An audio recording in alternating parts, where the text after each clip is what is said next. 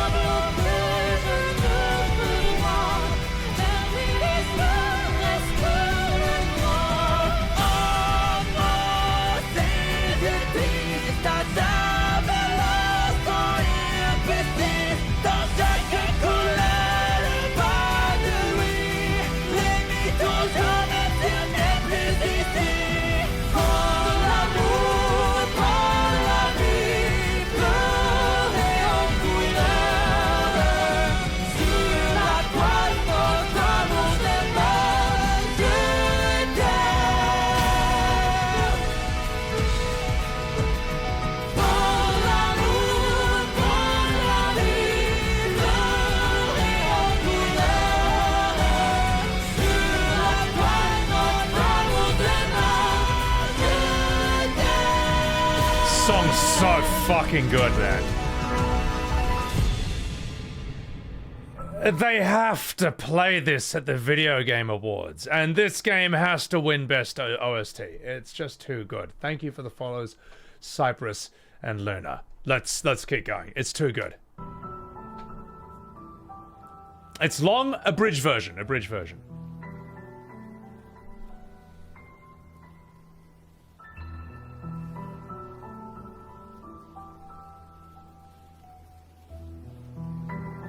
It has to get Game of the Year, as if it wouldn't. Yeah.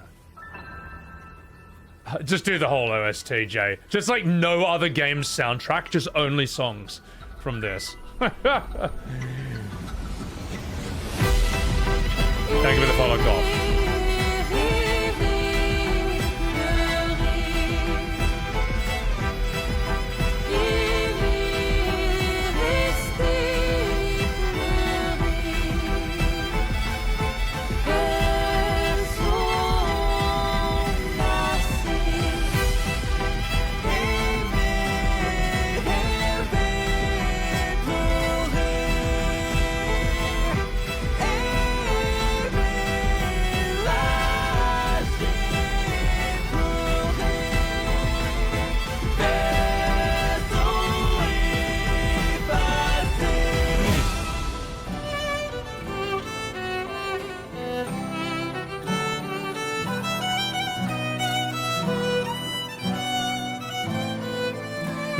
Yeah, Evan, and I've seen a lot of French people say that the lyrics were almost spoiling for them, which didn't happen to English people. So, yeah. Song spoils so much, it's crazy. Good thing I don't speak French. Yeah, exactly, Shenadena.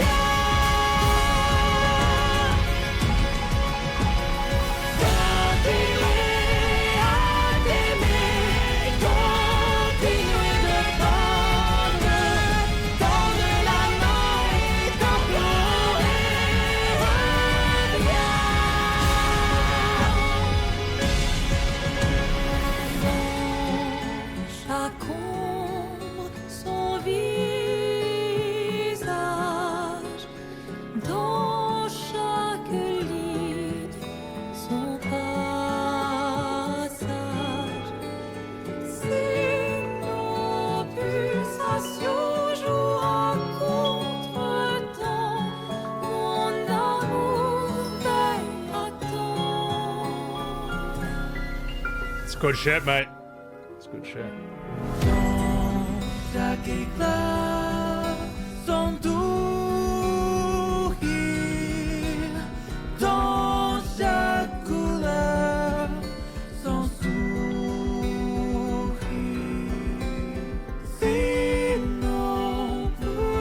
That's good to hear, Vibe Max.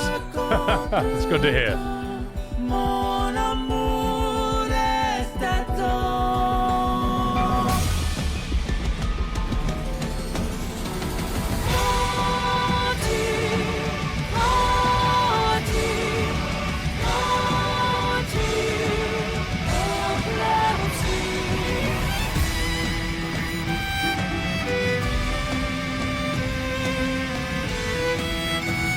Shit.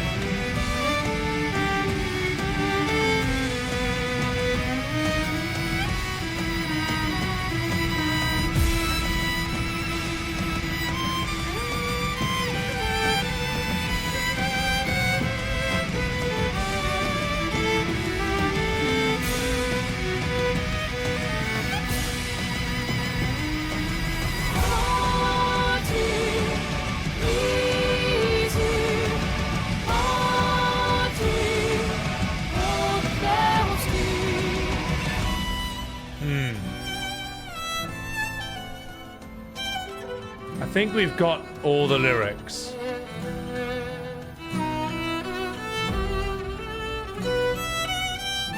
But there's like a 5-minute instrumental here. We've all heard the song. I want to see the lyrics. Right, it's gonna happen.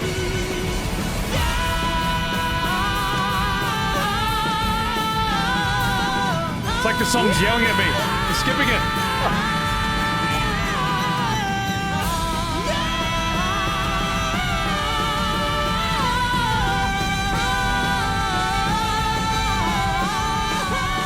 Too late. It's too late, chat. I can't fix it. I can't fix it.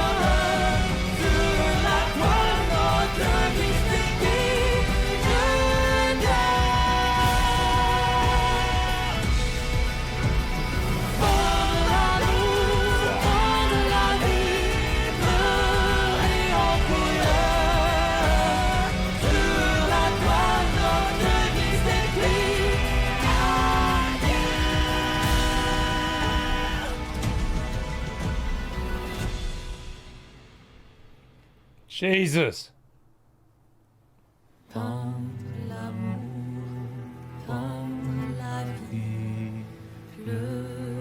What is story, Mark? Oh, Eben, that's sacrilege, mate. Not allowed to say that.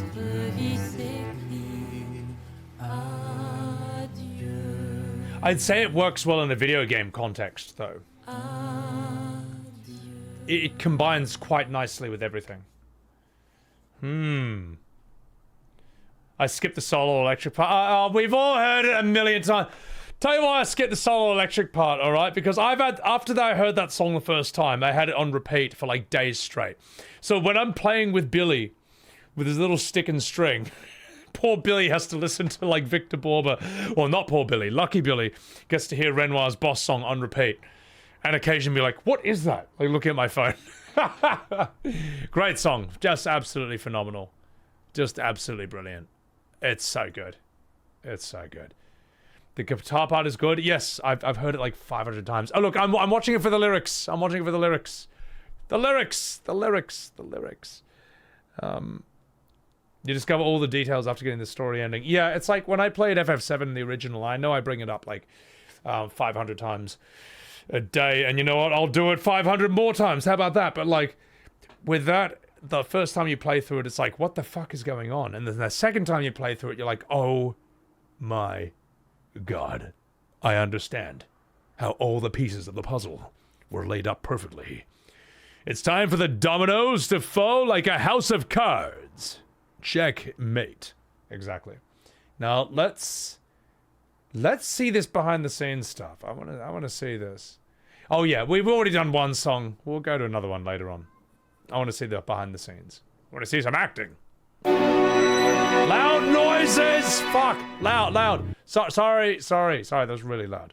Let's keep going.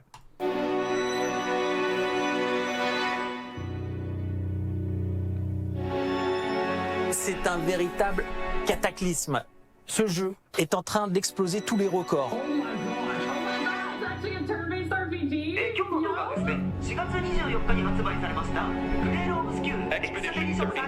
Is breathtaking. It is a game that commands respect on every single level and deserves every bit of praise that it's gotten. Aus Montpellier präsentiert ein Rollenspiel, das deutlich japanischen Vorbildern nacheifert.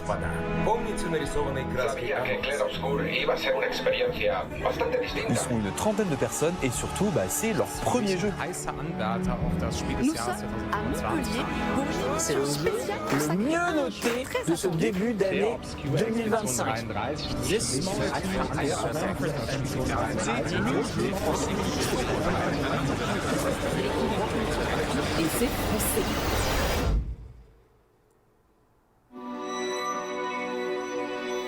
We are 2 days before the launch of the game, which feels very surreal, probably the most emotional moment of my life.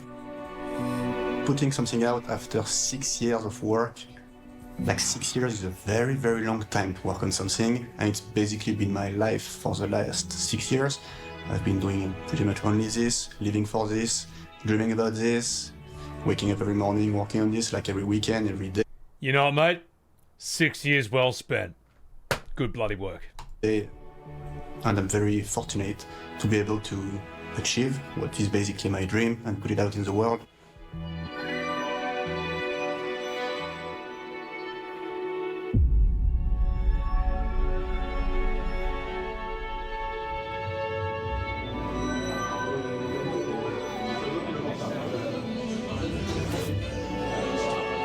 This is so sick.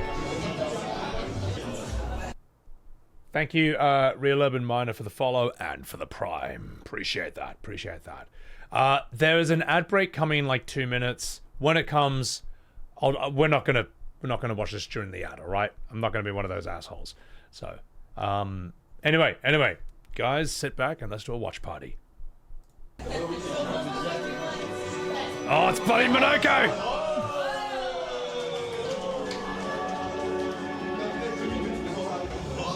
Not many people are as lucky as I am to be able to work with such a talented team on what is basically a dream, and making this dream come true is unbelievable.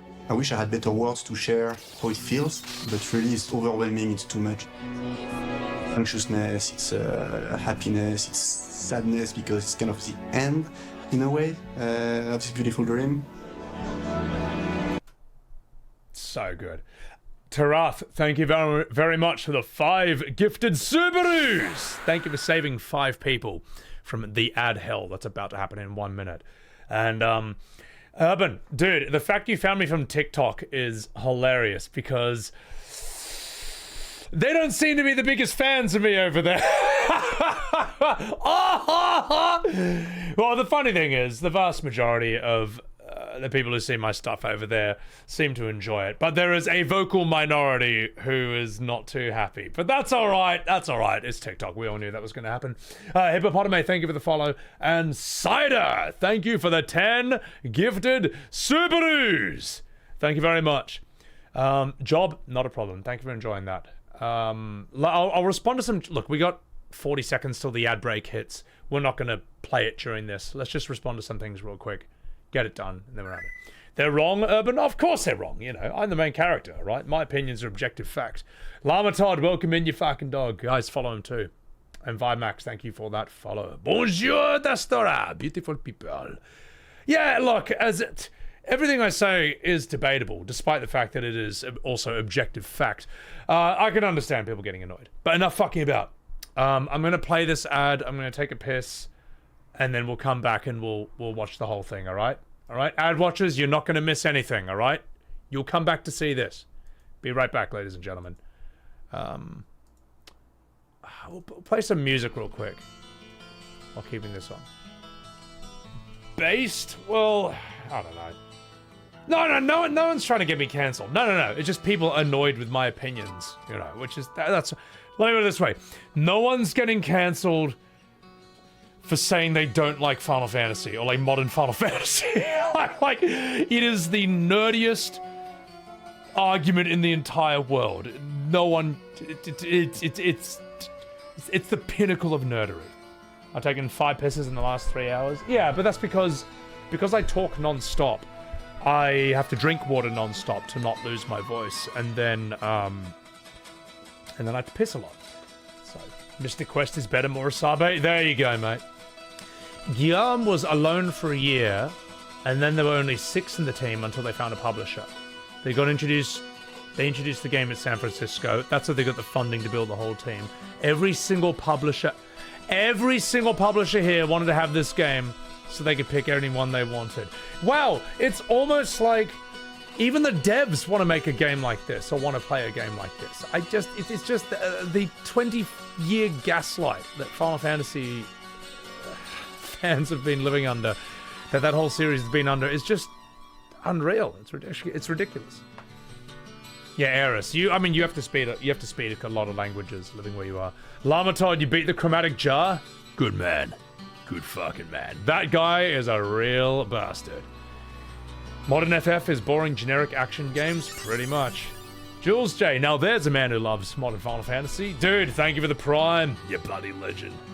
Thank you very fucking much. Appreciate it. Put it on Game... I think it was good they put it on Game Pass, because I think it's better that this game...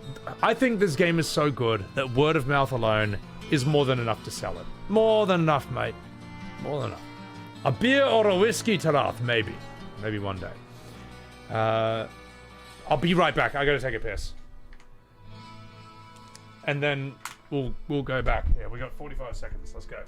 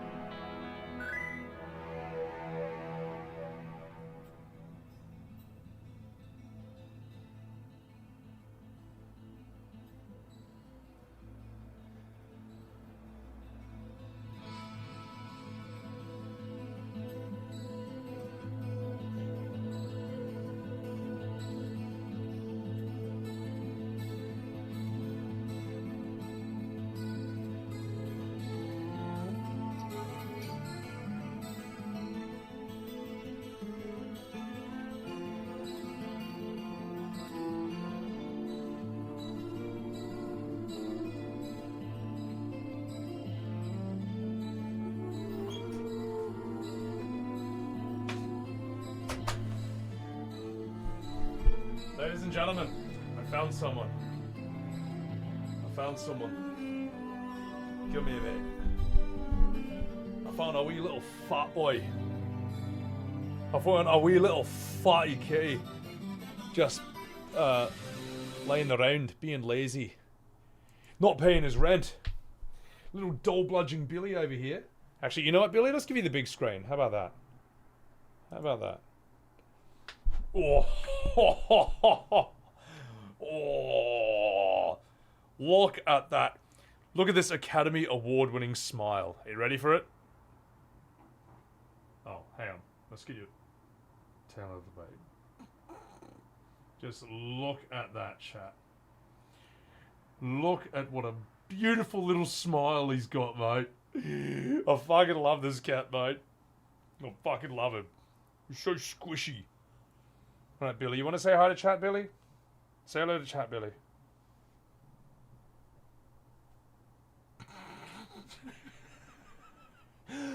You're so... He look, dude, he's Francois. No, you're right. He actually looks like Francois. Get out of my fucking stream. Scram. Get out of here.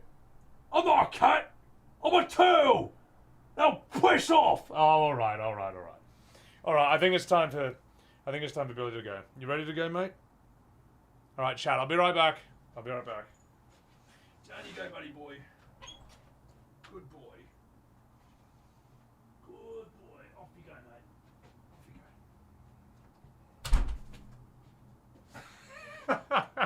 go. Why is he so grumpy? He's not. He just looks really grumpy all the time. That's his permanent face. He'll be sitting there purring, rubbing up to you or like snuggling on you, happy as a lamb, looking absolutely miserable. It's just his face. All right, Thunder Bunnies, thank you for the raid. Welcome in. Thunder Bunnies. Guys, chuck them a follow. I've known them for bloody a million years at this point. Excellent people, mate. Excellent people. Thank you for the raid. Hey, just painted that way. Raiders, we are watching the behind the scenes, the IGN documentary about how Expedition 33 was made. Stay a while and listen, as Deckard Cain would say. He has that God I hate this human look on his face, Rakox. I love that cat. I fucking love him. Welcome in, Jen. Zach Rabbit, you bloody dog. Good to see you, mate. And stop sending hooligans, Jay. I can't help myself. Can't fucking help myself. Specious. Not impressed? You're damn straight he's not. Thor! Thank you for gifting 5 subs to Sebby Goddamn Webs TV. MK Boom, you identify as a cat. Get that furry stuff out of here. Alright, enough talking about chat. Let's do this. Thor, thank you for the 5-pack, man. Huge dog. Huge. And her breast, thank you for the follow. Billy has one face and we love him for it. True, not wrong. Alright, guys. Alright. Ad watchers, thank you for waiting patiently. We will now continue the making of Expedition 33. It's going to happen. Darlene, put that face away. It's going to happen right here, right now. And thank you for that follow. Summer and her press, thank you for that prime. Tremendously awkward, but beautiful. Anxious but happy. Sad, but joyful.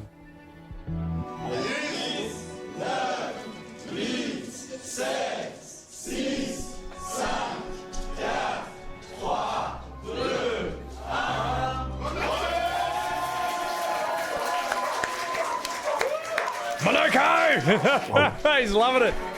The biggest ride of my life, yeah.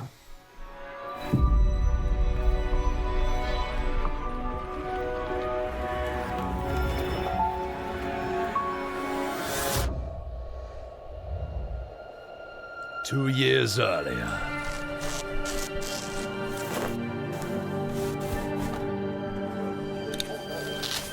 Monsieur 3 minutes. Parry. The very first mocap session is one of my most defining moments, is when we were playing the scene with Gustave in Spring Meadows with Maxence Cazorla. And it's just a very simple scene. It's at the beginning. It's when Gustave wakes up after what happens to Expedition 33 in the first environment, and he's by himself. There is no dialogue, just him struggling, waking up and moving forward. So if we were to do that by ourselves, it would just be, okay, you wake up and you go. Okay, shit acting, terrible game. But when we had this performance by Maxence where like he just wakes up,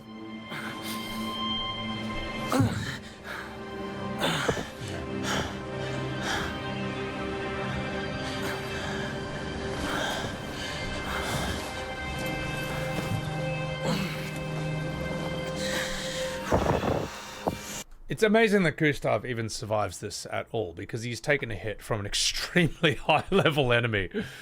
Also, her press, thank you. I appreciate it. I mean, I can't believe my shorts are getting into anyone's algo at all. So, thank you. Thanks for joining the stream. All right, and a fucking bout. Let's get back here. Chat, I'm sorry I'm going to miss a lot of chats just because, you know, watch party and all that, but let's go. There is a dead silence in the room because everybody's feeling what Gustave is feeling right now, and it's so well acted, and we're like, okay, everything's going to work.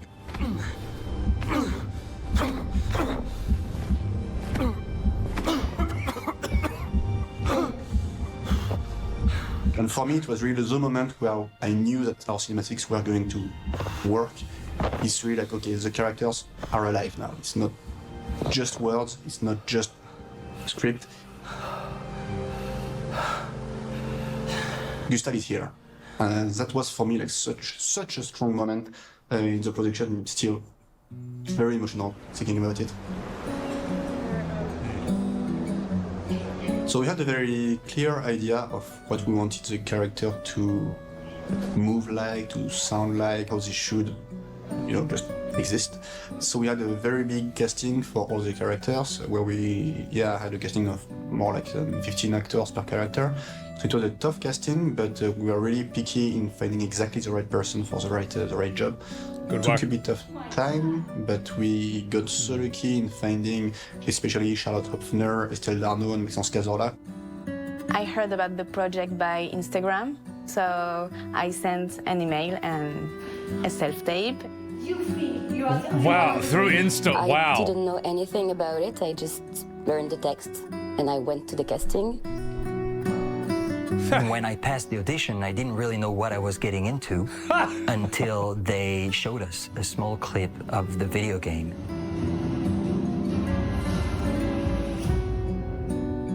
And I was like, yes, this is going to be great. Oh yeah. If you're an actor and you see something like that, you're going to be like, oh shit, I'm in.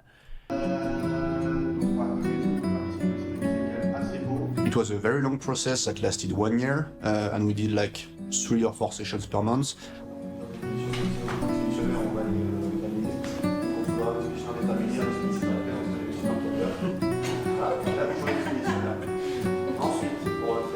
And it was such a joyful process. Like, we became friends after this because just we cried so much, we laughed so much. It was such an intense emotional experience with the actors.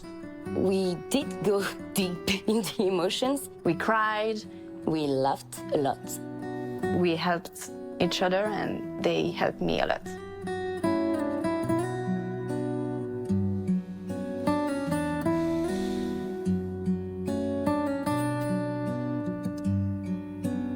Could we talk? The scenes more... This dude... Yeah, I'd never known about this actor until this game, but this guy is such an incredible breakout as well. Like, SKA in English and in French, and mocap for, like, everyone. Just, but for a lot of characters. Absolutely incredible. Could we talk? The scenes more challenging for me, it was the scene between Gustave and Sophie. He needs to get more roles. Oh, he will. He will. He's a bloody legend now. You know, I'm sorry. You don't need to... She's about to disappear, and he sees her for the very last time. The most stubborn person I know. I remember us being there, everybody from the team watching us, and Guillaume said, would you guys want to hear Lorien's music so it helps you with the emotions? And we said yes. It was just like a dream. Because that song is magic. That song ties the whole scene together, and my God, it hits so hard at precisely the right time. And it's interesting to me that the actors were listening to it as well. It makes sense now. More like a nightmare. I remember we were both looking at what was supposed to be the monolith, but we had nothing in front of us. And I knew Estelle was right next to me. I couldn't look at her because we were both looking at the monolith.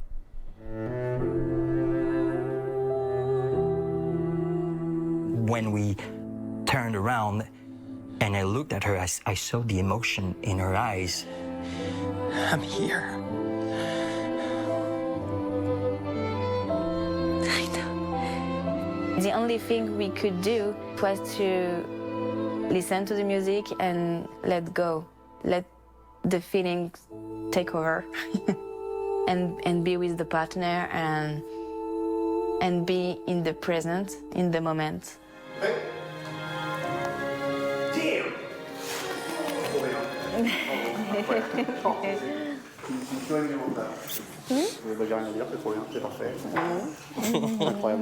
Je suis morte. Il y a un moment, j'ai failli vraiment partir et tu sais, j'ai essayé de le retenir. Et j'étais en moi, enfin, je sais pas, je me disais, elle voudrait pas le voir craquer. Bah ouais. Ah oui. And that's such an interesting thing he said right there. He's trying not to let him break. And it's something they say in acting school, right? It's like, don't cry. But if you do, thank God. Amateur actors try to cry, but real actors realize that real people try not to cry. And watching someone try not to cry is way more moving and way stronger than someone who's just trying to deliberately turn on the waterworks. Also, thank you for the follows, Bruve and Jerry Leong. So, these... And it is bloody perfect. Like, I remember when I saw the Gomage for the first time, I thought, okay, I'm sold. I can trust the devs for the rest of the game. They know what they're doing. They know what they're doing visually, in terms of acting, writing, pacing, direction, music, concept. They know what they're doing. I'm in good hands as a gamer. I can sit back and enjoy the ride. I don't have... I'm so sick of, like, modern games where... There's a lot of games where you go in and you see something that gets your attention. You're like, oh, that's cool, but I still, I don't know, not yet ready to trust it. I've been burned too many times. Didn't feel that with this game once at all. Just excellent, man. And you can tell from the trailer as well. The prologue did all this work to establish this is no joke. Yeah. Am I real or AI? Yes. I am real GX_SIS. I am real, and I'm human. And you're human, and I'm human. And welcome into the stream. Otherwise, pardon me, what was I saying here? He's the mocap actor? Zervels? Yeah, he's so good. He's so good. If you cry, the audience doesn't have to. If you hold it in, the audience will do it for you. I like that, Leonardo. I've never heard that one before. If you cry, the audience doesn't have to. If you hold it in, the audience will do it for you. Yeah. They say the second I know is not in the script. Yeah, I hope that shows up in the video as well. Look, I'm going to speed through a chat or two and then we'll get right back to this, okay? Yeah, I'm just painted, so... Alright. Let's watch the rest of this, guys. Let's watch the rest of this. Full documentary's out in a month too, Zavelis. Thank you. Appreciate it. Alright, let's do this. Shh. Mais non. On aime se faire du mal. I feel like Maelle is kind of a sister to me. I don't understand what's happening. And I feel like I never understood. Like, I'm always missing something that everyone else just gets. She's sarcastic. She has a big shell around her. And I feel like I was like that at first. I've been having nightmares. Yeah, me too. As Maelle grew in the game, I feel like I grew up with her. There are some very cool scenes that are pure improv. I think one of my favorite parts is there's a scene between Minoko and Verso, and Verso's trying to convince Minoko to join the team. We're heading for Old Lumiere. Okay, bye. Hey, come on. Hey. But Luke, you doofus, don't you recognize her? Of course I do. Well, then you know what that means. This is our shot. It might be our only shot. This is your only shot. And it was just me doing Monaco and Maxence doing Verso, and we were waiting for Charlotte to say her line, and I don't know, we just wanted to gain some time. There will be a lot of fighting, though. Oh yeah, it's true. Yeah, there will be a lot of fighting. Exactly. Count me in then. Good. Good. Good. Good. Yes, good. These are moments of truth, you know? And it's interesting because there's certain lines you can only script, and there's certain lines you can only improv. And it's interesting that that one comes out of improv, and it ends up being one of the most iconic back and forths in the entire game. Probably one of the most iconic back and forths. It'll be remembered, that one. It'll be remembered. Oxu, bonjour from France. Discovered me from the shorts about XP33. Love the analysis and comparisons with other RPGs like Final Fantasy. Appreciate that. Oxu, sorry if I'm pronouncing that wrong. Sorry if your English is broken. Been a while since you've written in this language. Not at all, man. Merci beaucoup for hopping in, man, and enjoying the shorts. Appreciate the hell out of that. Must be a fun job bringing the characters to life. Oh yeah, acting is a very fucking fun job. Still a job, but it's a fun one. So, all right, let's continue back here. Like Red 13's voice reveal, Maverick. Yes, that was obviously a piece of improv, because there's no way anyone would intentionally plan to do something so stupid. No, we're not going to do that. Not going to do that. Not even the VA's fault, to be honest. He's just following an appalling direction. He's actually a good VA. No, we're not doing that. No rebirth. Get out. All right, let's do this. Because that moment of improv, to me, is a moment of true camaraderie. The friendship, that dynamic is real. It was so dumb, but so cool that we just had to let this in the game. And like now I think it's one of the most iconic Monaco moments is just this very short, stupid exchange. No, it's a brilliant exchange. Thank you for the follow, Eureka.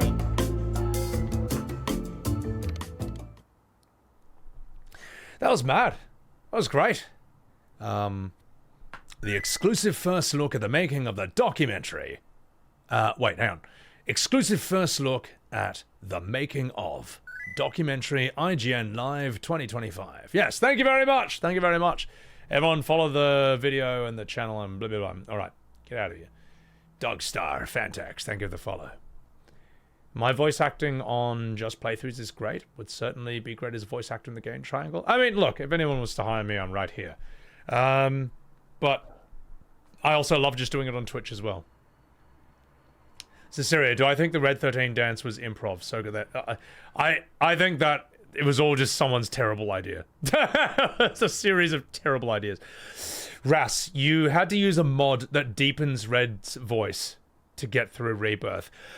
That tells you how bad the idea is, Ras. The fact that there is a PC mod to make Red 13's Rebirth voice deeper and not brutally cringe tells you how bad that idea is. I guarantee you there is no mod, as far as I know, to change any of the voices in this game, or change any... There's no mod to make Kratos sound like Mickey Mouse. I mean, well, you know, maybe as a joke. But that tells you how bad an idea it is. People are like, I can't listen to this. This sounds awful. I'm literally going to make a mod to fix Red 13's voice. It's shocking. So, Pat, welcome in. You'll never play it, Donkey. Trust me, you are missing out on a very miserable experience. Sorry, I'll stop it. Let's keep going. Let's see what else we have. Aaron Eris, I'd love to do it. I'm here. I'm absolutely here. I can say zoo. People can't say the zoo. Okay, zoo's easy enough. Yeah.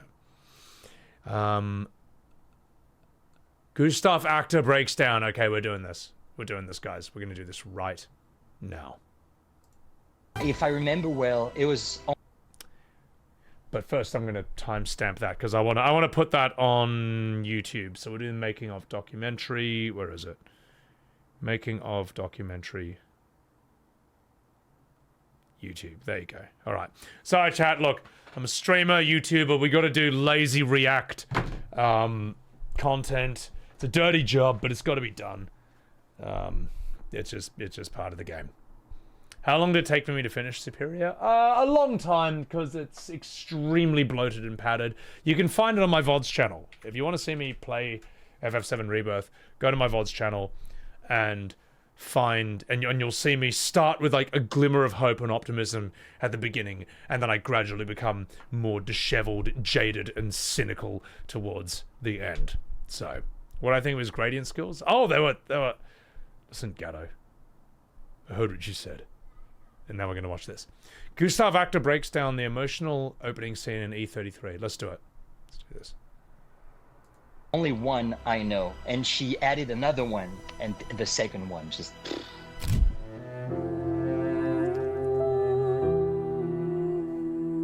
What was, you remember, that was the biggest challenge that you had to face when you were shooting that particular scene? Well, you got to keep in mind that we were wearing helmets.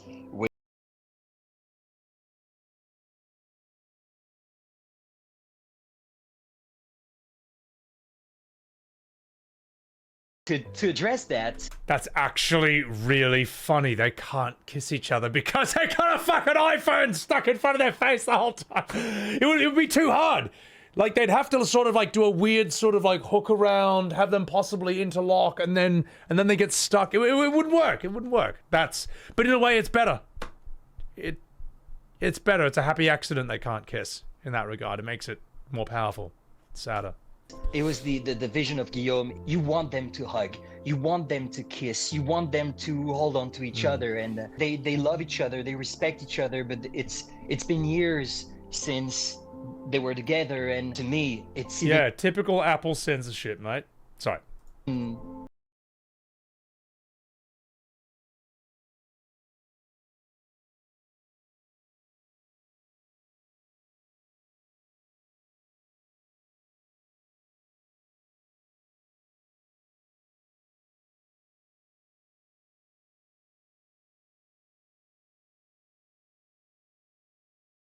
Classier, you know, that they don't get to hug or kiss. There's something more elegant and dignified about it. To walk until the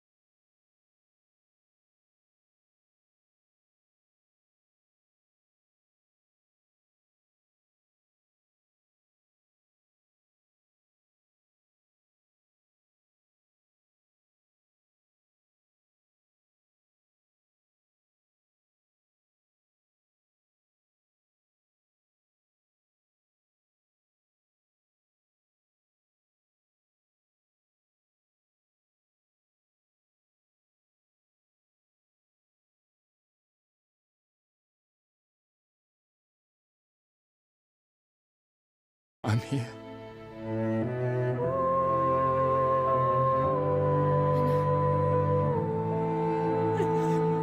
And if I remember well, it was only one I know.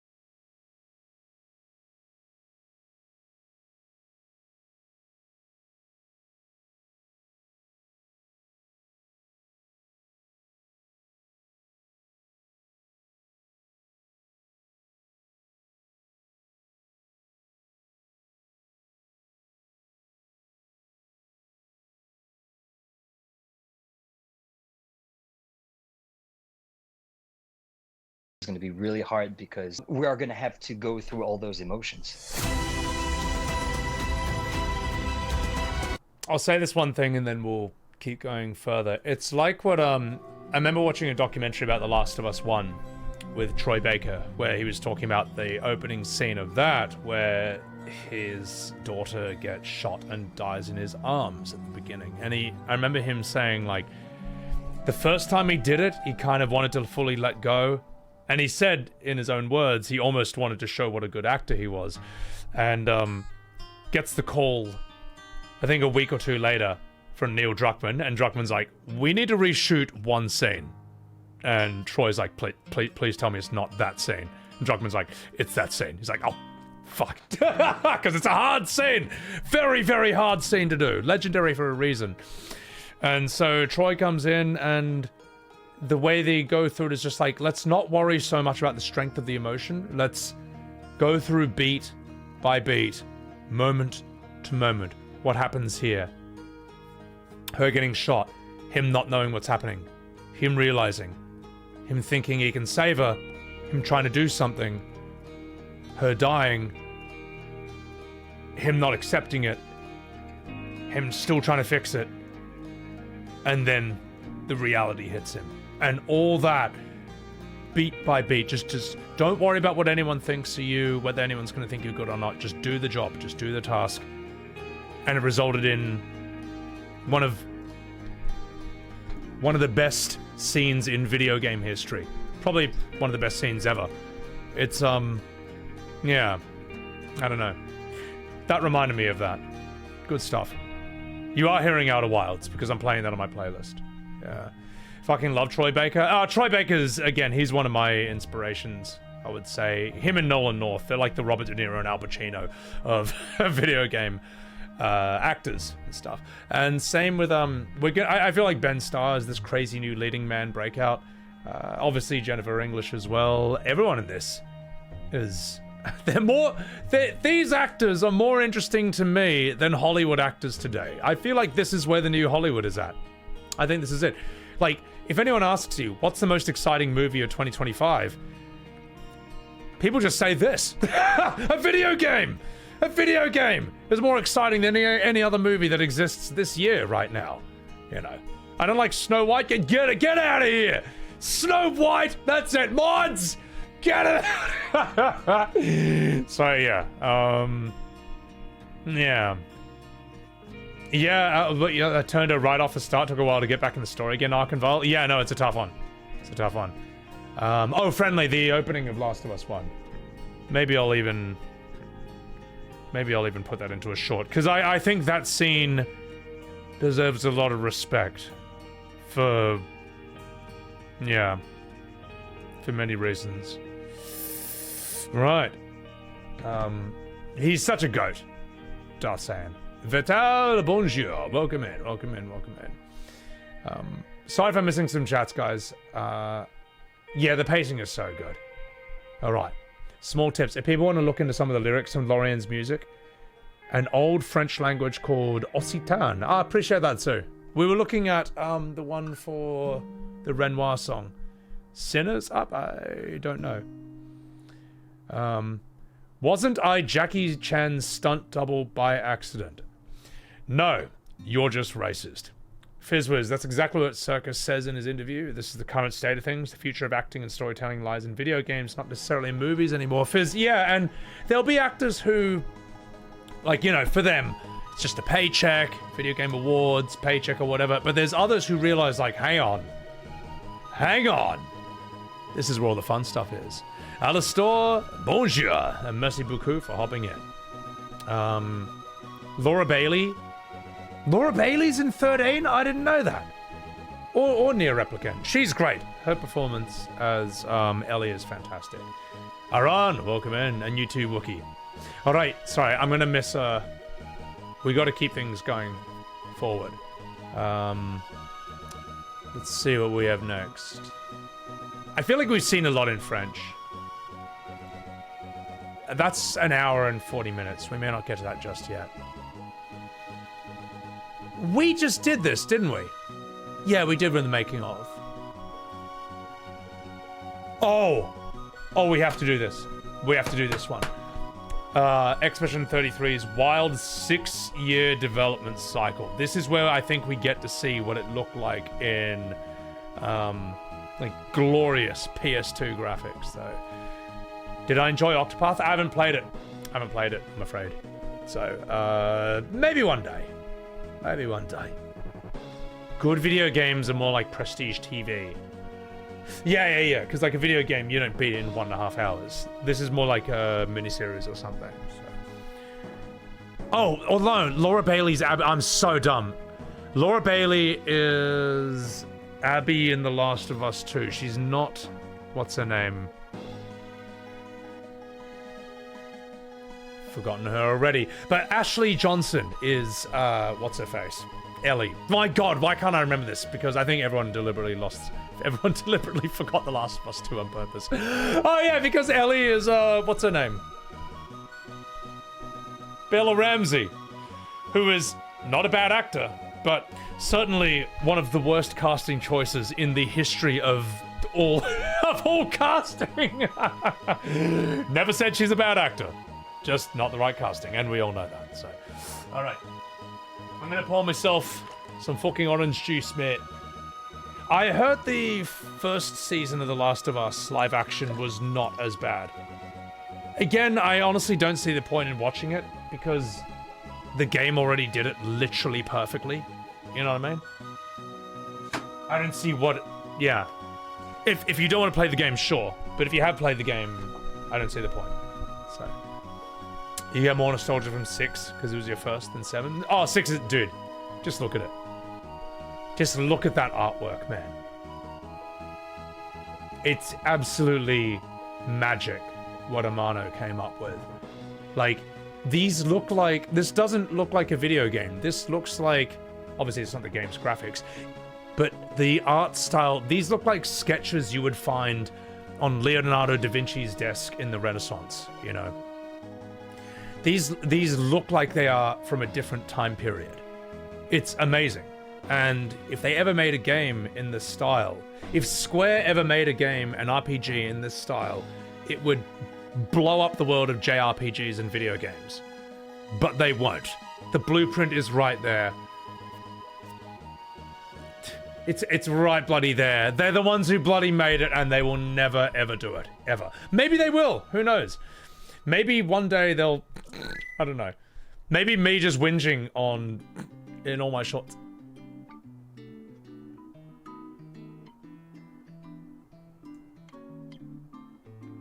Instead, they're gonna make this. This. You want an Amano-style Final Fantasy game, and instead, this is what you're gonna get.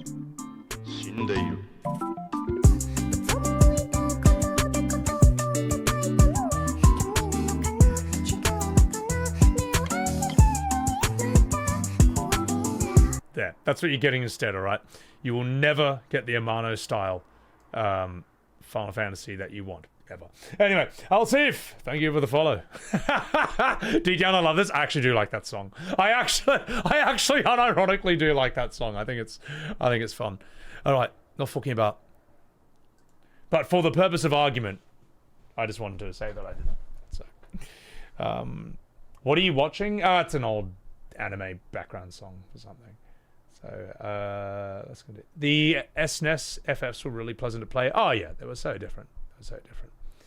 Amano, your goats, Yuna? Yeah, Amano, I mean, my God, how do you even think of that shit?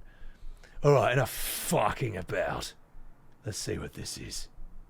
Have we seen any Ben Starr interviews? Not yet. But ladies and gentlemen, buckle your seatbelts, toots. It's gonna be a bumpy ride. Clair Obscur, the wild 6-year development cycle.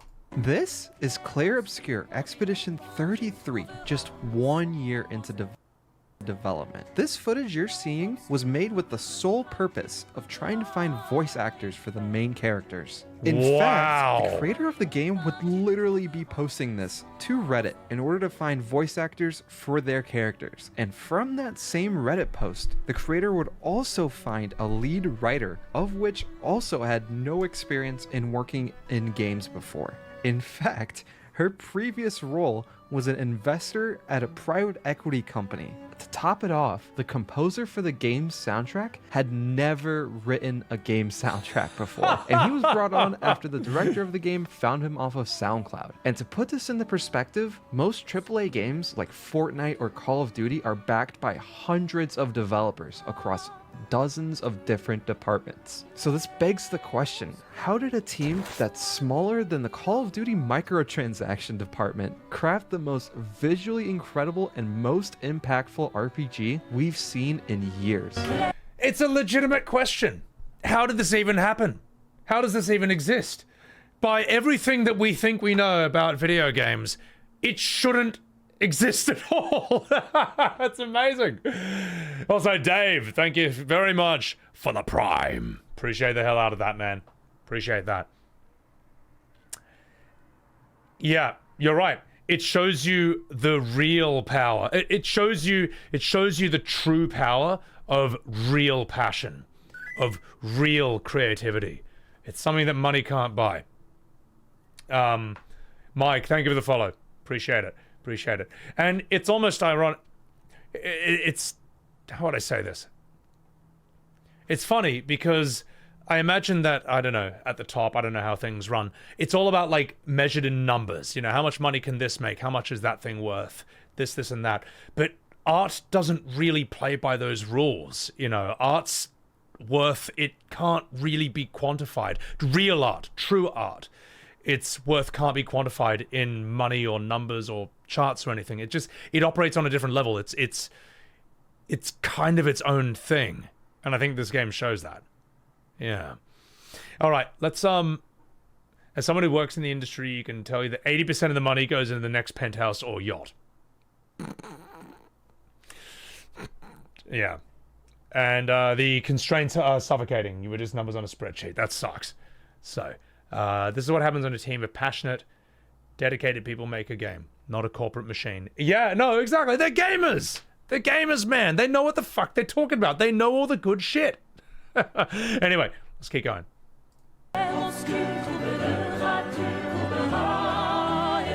From concept to classic. Beautiful environment. This is still my favorite environment in the whole game.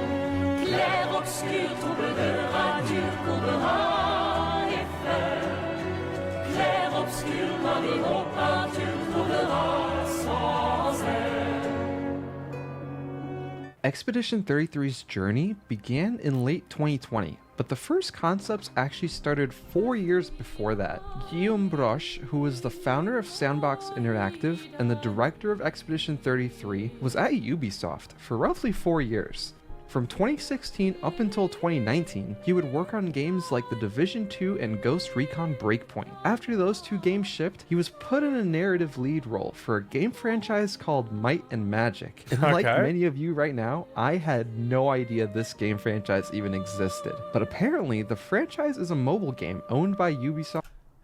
I've known about Might and Magic when it was a very old computer game. That's how old I am. From like the late 90s, I think. Yeah. Oh my god. Anyway, sorry, let's continue.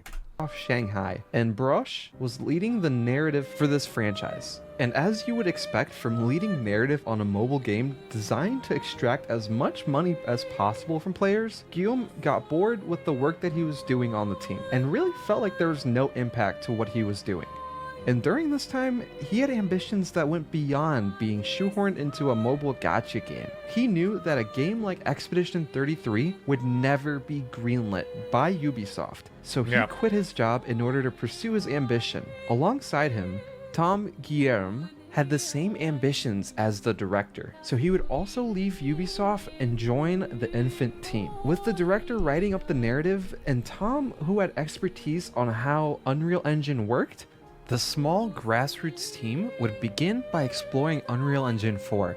While the director was messing around with Unreal Engine, the original prototype for Clair Obscur was supposed to be related to time. So when he had to save the project on his computer, he had to find a name for the project file. So what would the project be called? Well, the game's related to time, so maybe Hourglass. Well, Sandfall in an hourglass. Okay, Sandfall is the working name of the game, and from that point on, the game's internal working name would be Sandfall. even to this day. All right. With Tom at the helm as co-founder. That's cool. I didn't know that story behind the name of their company. That's sick.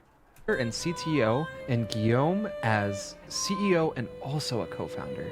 They would embark on their expedition to create a brand new world by themselves. You know what? Even at its bare bones, it still looks kind of mad. It still looks pretty cool. Create a brand new world like, I'm by themselves. Kind of intrigued. All right, let's keep going. Oh, God. Now that the studio had been founded, it was time to actually build up the game. Since Guillaume wanted this game to have a big focus on narrative, he began reaching out anywhere he could to find people who would be interested in helping the passion project evolve into something a bit more serious. He created this post on the subreddit r/record this for free, looking to cast actors for the main roles of the game, including, of course, Maelle. One of the many people who auditioned from this Reddit post was Jennifer Schvedberg-Yen. She got one of the leading roles as an actor. However, once she joined the team, it was pretty clear that her impact would be most noticed in a writer position, so she became lead writer on the game. How did they figure that out? How'd they think of that? I still want to know, where's that moment where you've got an actor, you've got an actress, and then you're like, wait a minute. This person's a bloody literary genius. You know what? We need you as the writer instead. Like, I still don't know where that missing piece is. And if anyone knows, please tell me. All right, let's keep going. Despite the growing teams, the co-founders and Jennifer Yen said that they wore many different hats during the game's production. You reckon she had great input at the coffee table? Have I seen Skill? I have not seen Skill Up's video. Ah, okay. There's a 1 hour and 30. There's a 1.5 hour interview where she talks about it. Ah, okay. Fair enough. My bad. Yeah, I could imagine that, Eben. Yeah, because there's some. You know what? There's some people when you talk to them, you realize like, holy shit, this person's got a brilliant mind. Holy crap. Okay. Also, thank you for that follow, Paul. Appreciate that. Yeah, okay. Thank you for clearing that up, chat. I'll check out the interview later on. All right, let's do this. Her involvement would span from story to gameplay to art and all over the project. At this point, the small team continued prototyping and development on the game, but the team started the hunt for a composer at the same time. The co-founders began their hunt for a composer by reaching out to the most popular composers in the industry, like Hans Zimmer, Johnny Paisano, Danny Elfman, and... just kidding. He began his search on SoundCloud. That's where he found Lorien Testart. And at this point, Lorien had never worked on a game before, but caught the attention of the co-founders based off the work he's done on his SoundCloud. I am not making this up. The composer of Expedition 33, one of the best soundtracks I've ever heard in a video game, had never worked on a video game soundtrack before. This is what blows my mind. Like, again, like, there's so much music out there. There's so many people making so much music. How do you eventually find that? How do you get through all of it to eventually find him? I don't know. I don't know. Also, Skins, thank you for the follow. And you too, Marcellus, thank you very much. Oren, she said in an interview, there were few people and they started talking about the story. She and Guillaume basically over coffee started fleshing out the story, and then he's like, hang on, why didn't you just write? Okay, thank you, Oren. Appreciate that. Knight's Tale, thank you for the follow.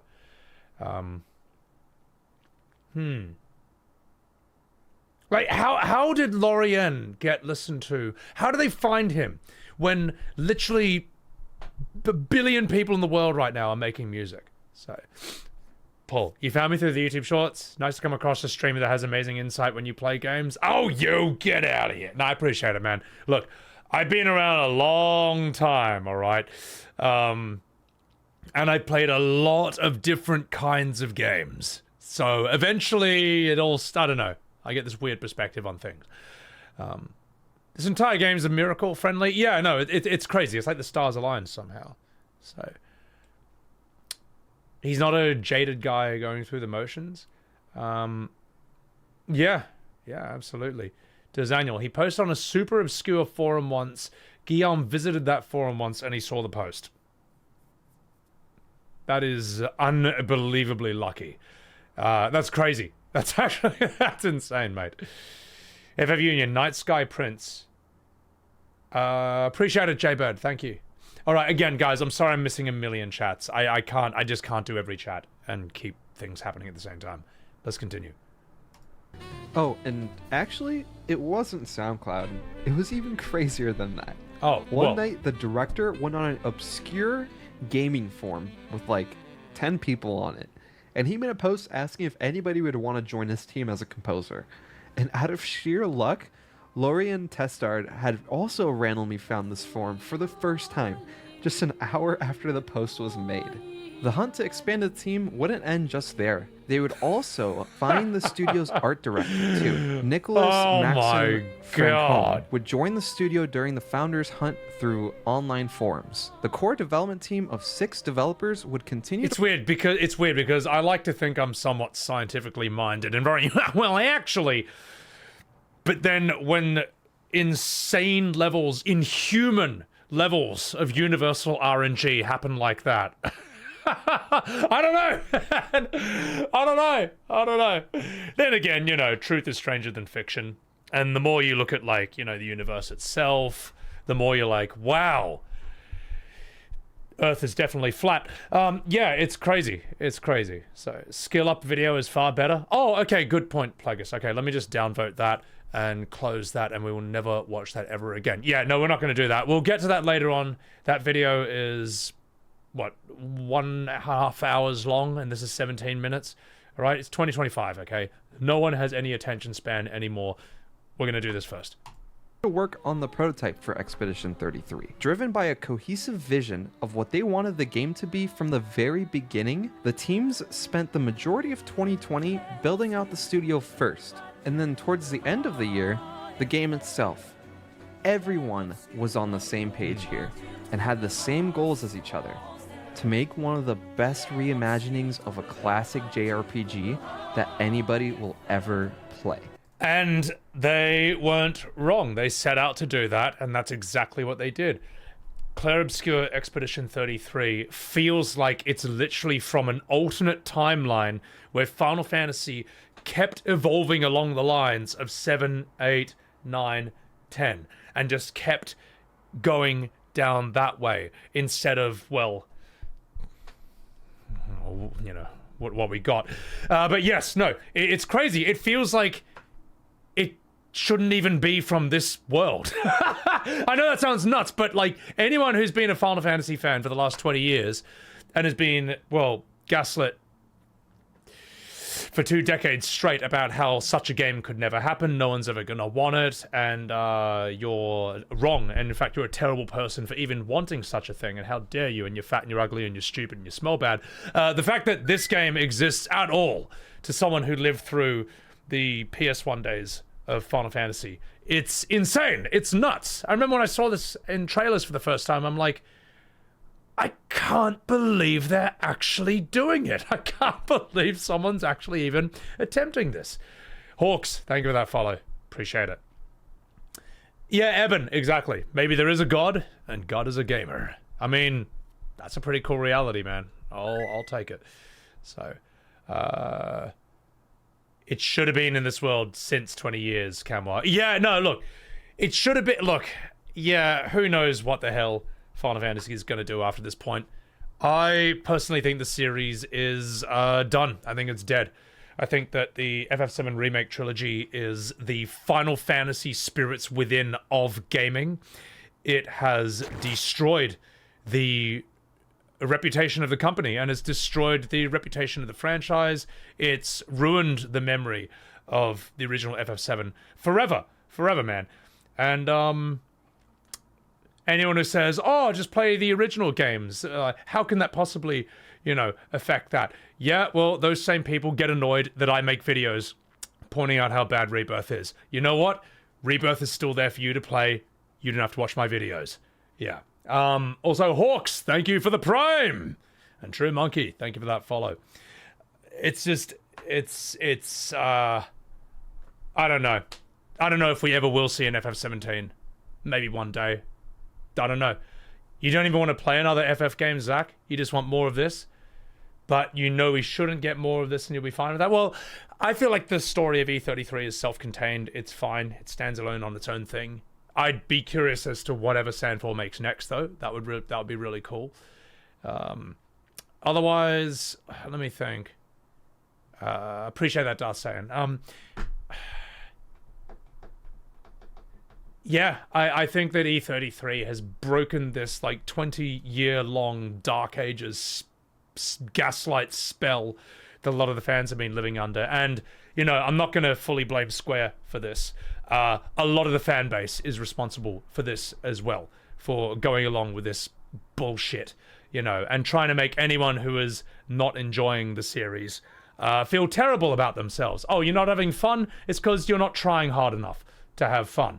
Oh, you thought that all these atrocious decisions and problems, you think they're problems? No, they're actually all part of some grand master plan that the planned like the jailer since rock and roll racing.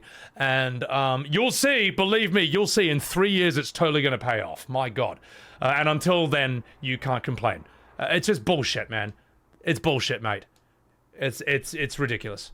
Script of their first project is still finished and unused. Yeah, you read an article saying that despite the success of E33, some employees at Square Enix were mentally struggling. Wait, what do you mean? Despite the success, how do you mean mentally struggling? Sony forced an agenda on Square. That's the thing, Eris. I don't know how much of it is Square's fault at this point. I don't know how much of it is Sony's fault. I don't know how much of it is Enix's fault.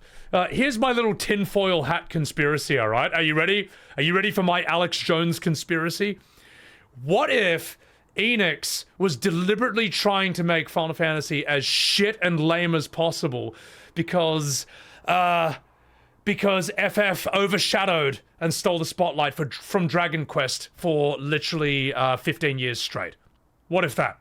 What if that was actually what was going along? What if that was actually going on all along? You know what I mean? What if, when they finally bought Square, they're like, heh, who's got the cool JRPG now? And then, yeah, they just absolutely ruined it. How's that? How's that for a tinfoil conspiracy theory? Okay, I'm going to speed through some chats and then we'll get back to the video. Maleficent, welcome in. Hey, dude, thank you so much for enjoying the shorts. Thank you for the content, and goddamn, you made me sad about Square Enix. The thing is, Maleficent, I didn't make Final Fantasy bad at all. I didn't. I just saw that it was, saw that it was shit and I couldn't unsee it. And it was bothering the hell out of me that I would get insulted and lied to whenever I raised a criticism or a concern or pointed out something that sucked ass. Crunchwrap, thank you for the prime. I didn't change anything. I simply pointed out what was already there. Mulan, you've been gaming for the last 28 years ago, but no game has had such an impact on you but E33. Also, I love the streams and the analysis. Appreciate that, appreciate that. And if it's sleepy time for you, have a good sleep. Vampire, Devil Hand, thank you for the follows. I appreciate that. The most they should do is a DLC. Yeah, no, that's what I would say, Friendly. Like, if they do want to do another story in the E33 world, an Expedition 60 DLC would fucking slap. Otherwise, the twists they pull off can only be pulled off once. So they've got to work... whatever game they choose to set in that world after that, they've got to work with that knowledge in mind. So, oh my god, Darth Saiyan, Lamau. Alright, let's catch up. That's not a bad one, Lamau. They were following the trend that they thought was going to work. Oh yeah? Well then how come they never made Dragon Quest into ARPG slot, eh? Riddle me that, Batman! So, but you know, this is obvious. There's no evidence as far as I can think of. It's just me being a conspiracy theorist. So, for this, you know, for a cheap laugh. Alright, let's catch up. Get good mentality. If you don't like the game, it's always the player's fault. The thing is though, this works in Dark Souls and it works in E33 because it's hard in a fun way. Whereas Cuphead, for example, is hard in a not fun way. So, you know. Alright, enough fucking about. We need to continue. We need to continue this story. So, let's go.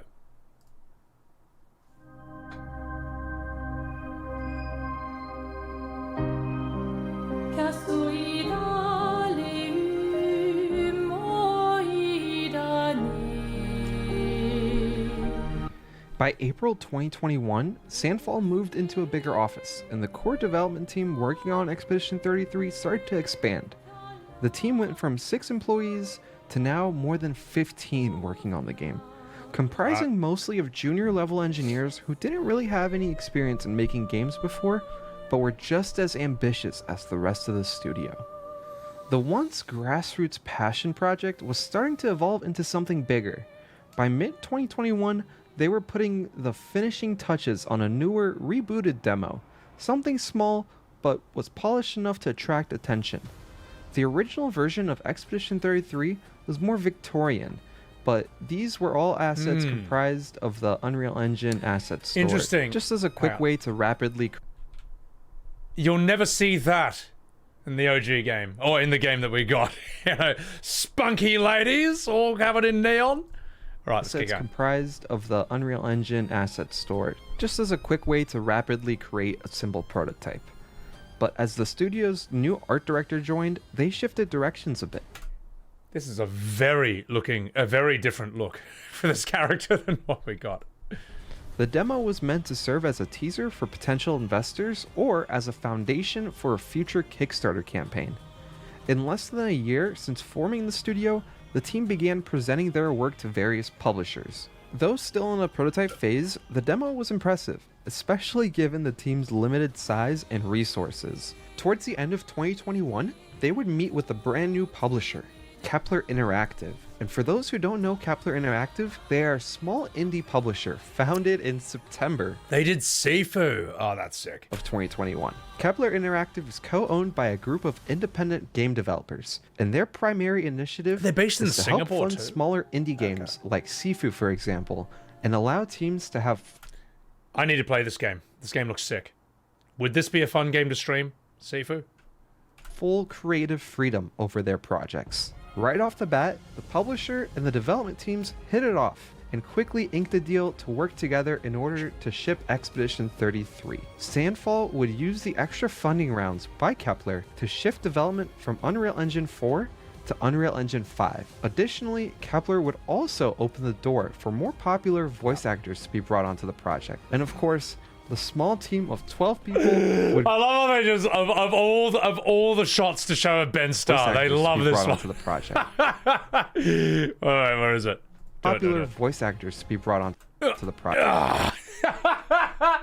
I've seen this in like 3 different documentaries about this now. It's so good. It's so good. Also, Sifu. All right, cheers for that chat. And of course, the small team of 12 people would grow to 22 people working on Expedition 33. Kepler Interactive and Sandfall would announce their partnership together in March of 2023. Additionally, around the same time, Microsoft would also pick up Expedition 33 as a Day 1 Game Pass launch title. At this point, the game had financial backing, guaranteed exposure through Game Pass, successfully switched over to Unreal Engine 5, and greatly expanded their tiny development team, all within a year or two, while also simultaneously working on the actual game. With their new investments coming in, they were also able to upgrade their office with a full motion capture studio. And Kepler Interactive helped pull in a star-studded cast to help voice the main characters. The cast that Kepler was able to pull in is a bit wild. Gustave was played by none other than Charlie Cox, who you may know as Daredevil. Jennifer English played Maelle, who was Shadowheart from Baldur's Gate 3. Ben Starr played Verso, and he was also in Final Fantasy 16. Andy Serkis from, well, you know who he is. And the list just goes on and on with even more incredible talent. The game was becoming something much bigger than just a great game with excellent gameplay. It was also shaping up to become an incredible narrative experience that arguably could be up there with the best movies of all time. As a side note, name one movie this year that is more hype than this. That's right, you can't. On the movie side, Kepler Interactive was also able to secure a live-action film for the franchise too. It's too early to say how good that will be, but it is a fun fact. By the end of 2023, Sandfall Interactive would begin working on a debut trailer for Expedition 33. Since they had a partnership with Microsoft and were going to ship the game Day 1 on Game Pass, they also had a spot in the Sonic 3, that was like last year. Anyway, sorry. Xbox Game Showcase in 2024. This is where they chose Yeah. to reveal their passion project turned masterpiece. I remember to the everyone world. telling me, Seb, you have to watch the trailer for this game from Xbox Showcase. I can't even believe it exists at all.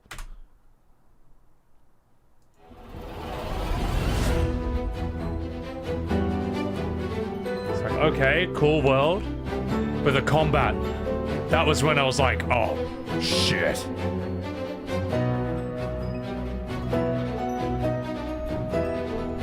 Sandfall Interactive would reveal the game to the world in June of 2024. And right off the bat, everybody was enthralled by the world that Sandfall had introduced us to. Typically, when a game spends 6 years in development, we would consider it to be stuck in development hell, or a case of too many cooks in the kitchen. However, with Sandfall Interactive and Expedition 33, a 6-year development cycle is actually a pretty remarkable turnaround. I know it sounds a bit crazy to say. Oh, and for anyone who's saying, like, why... developments? For anyone who's saying how could anyone possibly be excited by this when, you know, this type of combat has existed in Persona, Octopath Traveler, Bravely Default, so and so forth. Yes, there have been, 500 turn-based games in anime, pixel, low polygon 3D style. You are correct about that. This is done in realistic AAA 3D, and believe it or not, this is going to blow your mind. That has a different appeal. It has a more mainstream appeal. It has a broader appeal than that. Okay. Now, if you look at anime and you look at realistic 3D and your brain says it's the same picture, you're wrong. You know, they sell a lot. Don't get me wrong. I'm not saying they're bad. Not saying they aren't. Massive niches. But this has been missing from turn-based combat since Final Fantasy X, or maybe Lost Odyssey, but that was imprisoned on the Xbox, so it literally is a Lost Odyssey, and a lot of people didn't get to play that. And as for those of you who say Final Fantasy 13 is turn-based, Final Fantasy 13 was shit. That's why no one cares. Cycle is actually a pretty remarkable turnaround. I know it sounds a bit crazy to say, but just looking at all of the accomplishments... We have an ad break coming up soon, so I'll try and sort that out in a bit. Hang on. Since the studio made within the development cycle really helps highlight this point.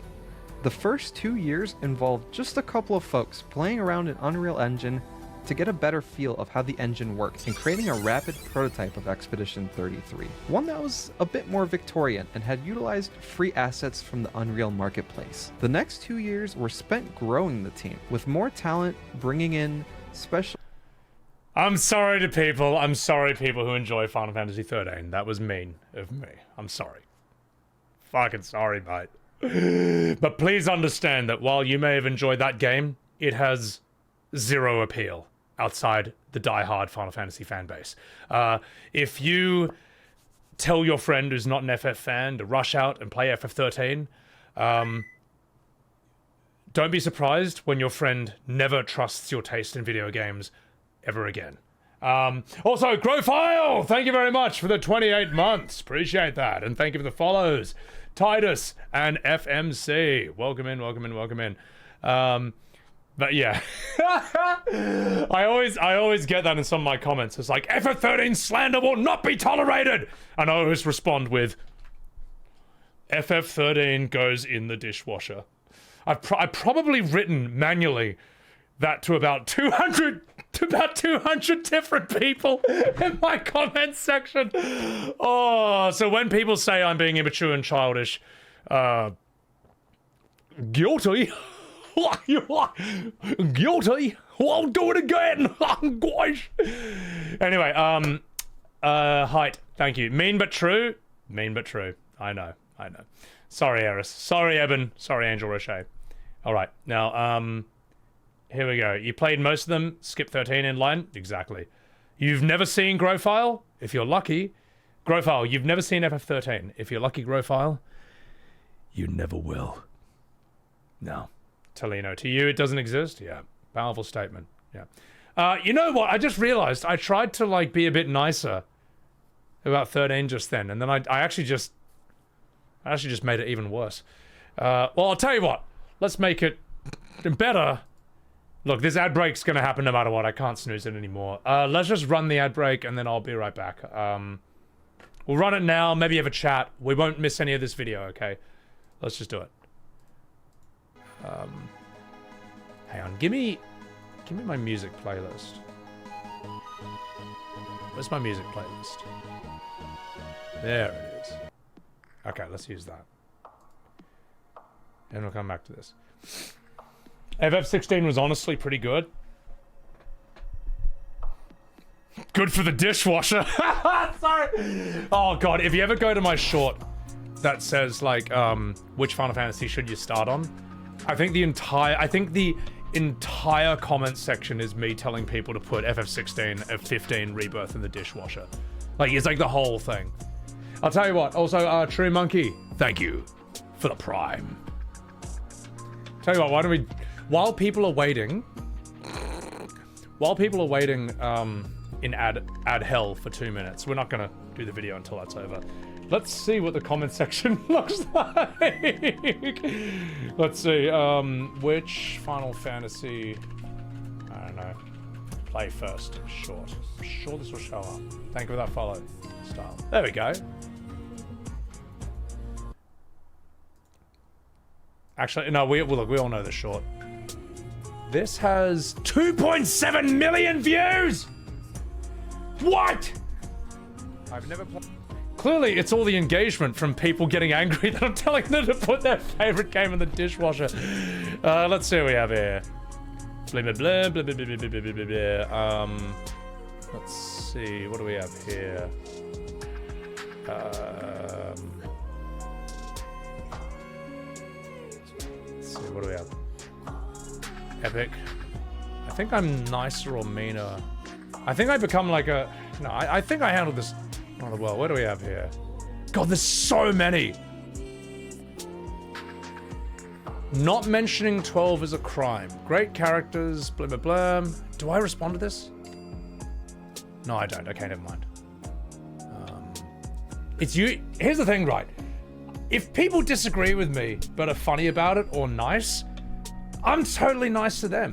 It's when they insult me or attack me or just whatever, that's when the kid gloves come off, and that's when I hit back. Also, Master Willie, greetings from France. You hope this game will shake up an industry that has grown too complacent. I think it will, man. Well, I mean, certainly within the, look, my specialty is FF. That's what I know. It's absolutely changed that. I don't know anything about the bigger picture, but it's something, man. It's something. So thank you for enjoying the content. Master Willie. Merci beaucoup. What do we have here? Where's all the ones that people angry with me? Come on, where are they? Where are they? Where are they? I want the angry ones.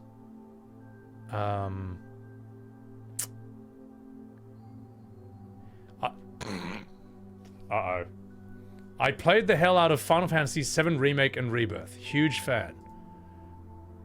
Dishwasher time for your PS5. God, that is so lazy, man.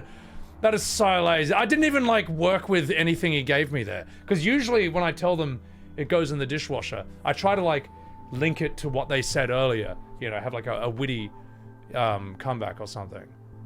What do we have here?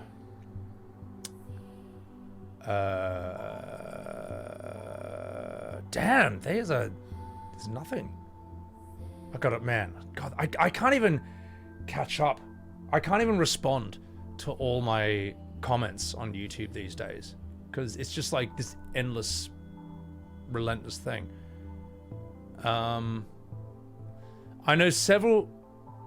I think I'm nice to that guy. Damn, where are all the people? I've been arguing with people for days on this one short alone. No, by arguing, I mean telling them to put FF16 in the dishwasher. Any answer other than 4 is completely insane? Nah, that's me saying that, like, look, you can't tell a TikTok broccoli haired zoomer to start on 4. Come on, mate.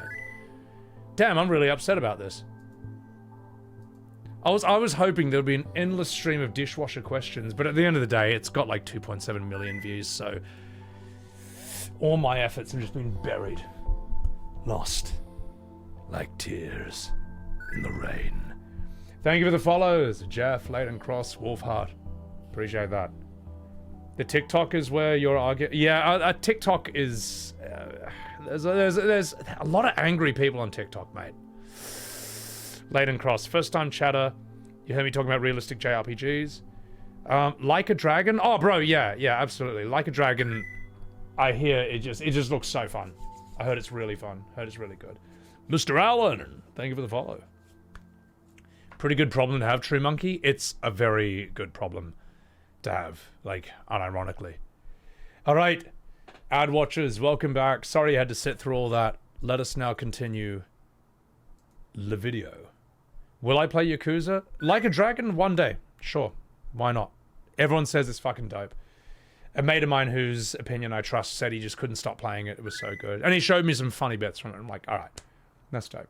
Savage, thank you for the follow. And you too, Block. So, No. True Monkey, please never tell me what my view count is. I also, the way Twitch goes, where it goes like, it kind of like goes up and down in chunks or whatever. Like, it's not like, it doesn't track in real time anyone's view count. Otherwise, I imagine if 100 people dropped out, it's because they were waiting for this video to play. And now that they've left the stream, they will never see it ever again. It's hard to play another JRPG after this Zell. No, absolutely. Real Shinso. Appreciate it. Welcome in. And speaking of which, we're going to do this now. Let's do it. Directors and starting the process of securing a publishing deal that would help bring the game into the limelight. And the final 2 years were spent iterating upon their prototypes and creating a game with a laser-focused vision, a vision that the entire team shared unilaterally. Not only was the team being built up during their 6-year development, but even their publisher was too.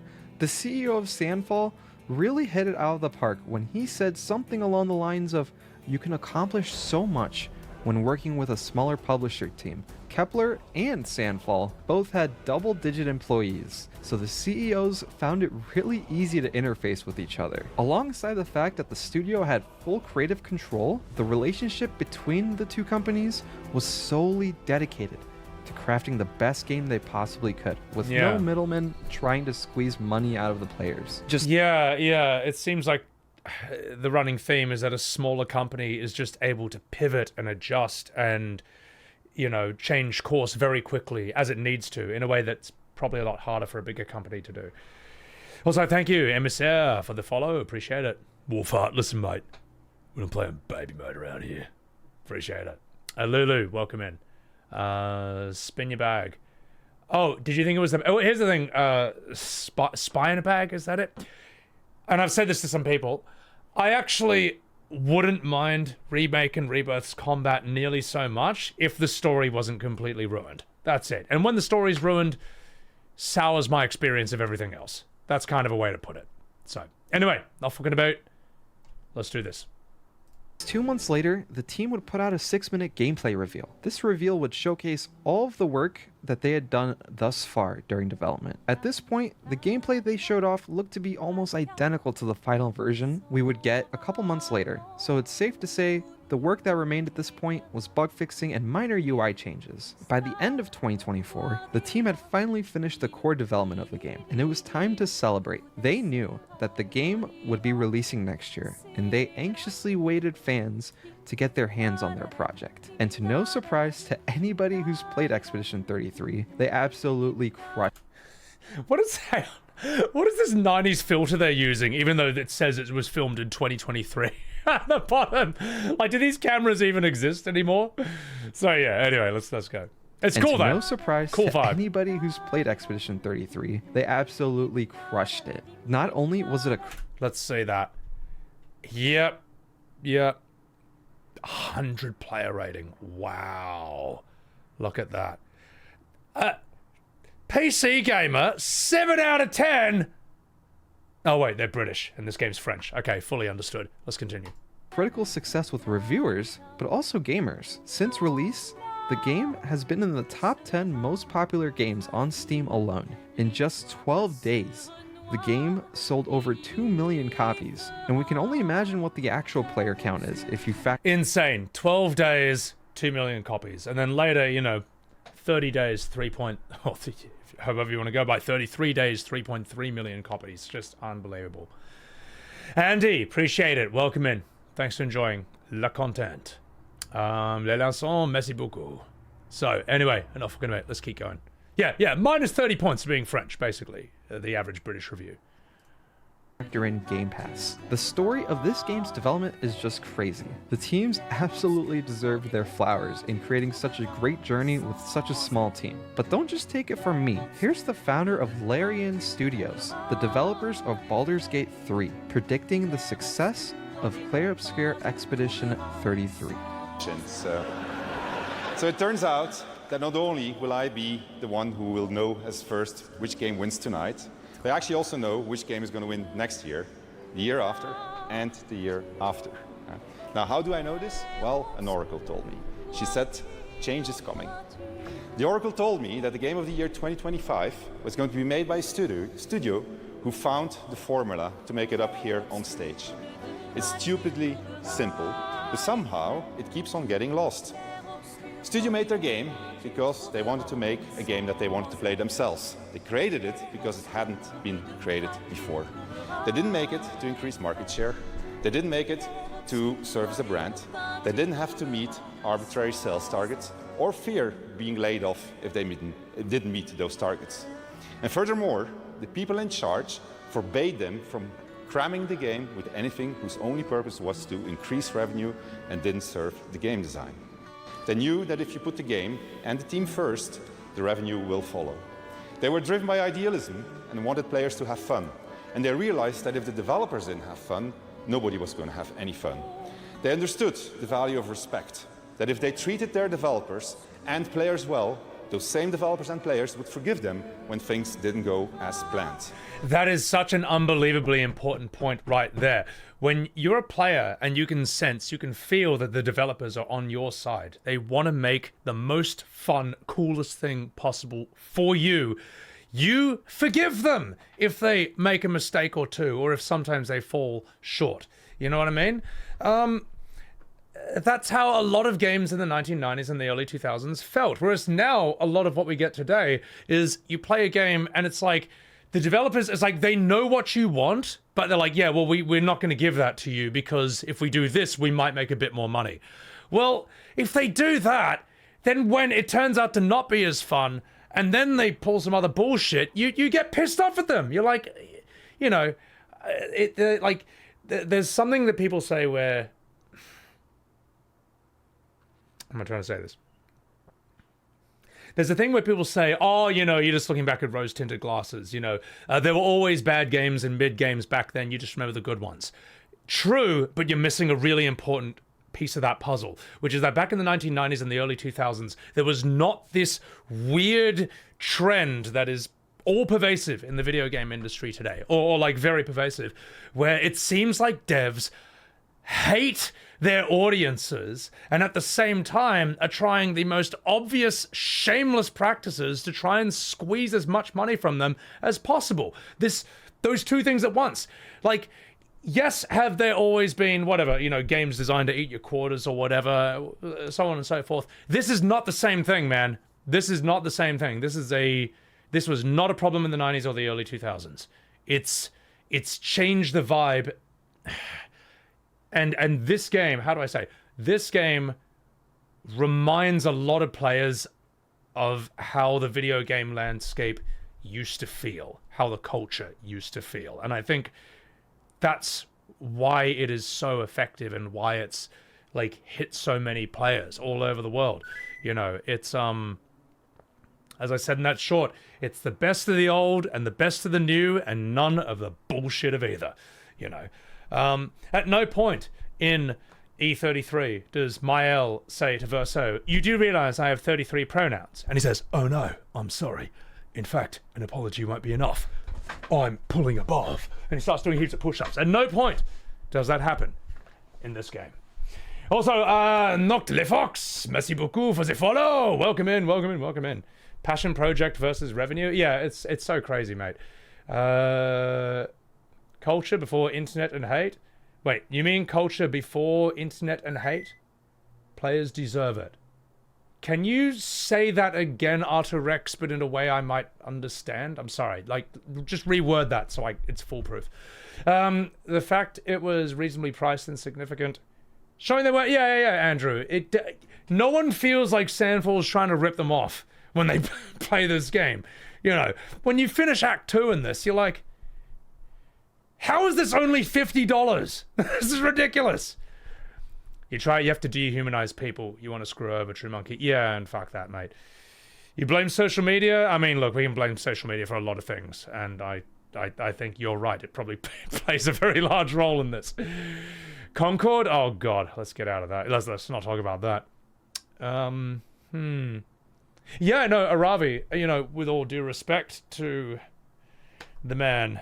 You know who we're talking about. It's just crazy how the perception around him has changed completely, man. So, anyway, let's. I'm gonna speed through some last chats, and then we're gonna do this. Eben, you're playing Veilguard right now. All right, Eben, I'm so sorry. In fact, to show how sorry I am, I'm pulling the balls. That's my favorite meme of all time. That's probably my favorite meme in modern gaming history. Knockley Fox, thank you for enjoying the Instagram Reels. Welcome in. The devs don't even want that stuff in games. Yeah, exactly. It just gets pushed onto them in a way. So, games before the internet's loud voices affected everything. Oh, I see what you mean. Yeah. Fuck, I'm so far behind. I'm so sorry. All right. Enough fucking about, chat. Enough fucking about. We're in the middle of his speech. Thank you for the follows, Andy and the compig. It's time to continue this story. But above all, they cared about their game because they loved games. It's really that simple, said the Oracle. Yeah.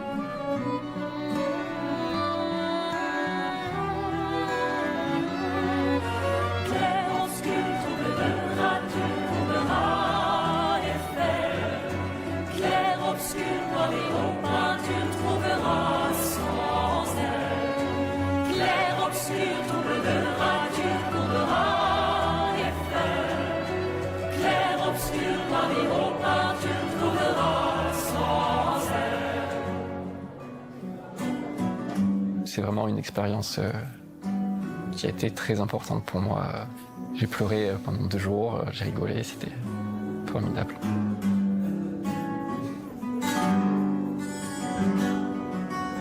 Well, you bloody deserve it, mate. Because you, Lorien Testard, wrote one of the best soundtracks in video game history. Bloody good work, mate. Outstanding.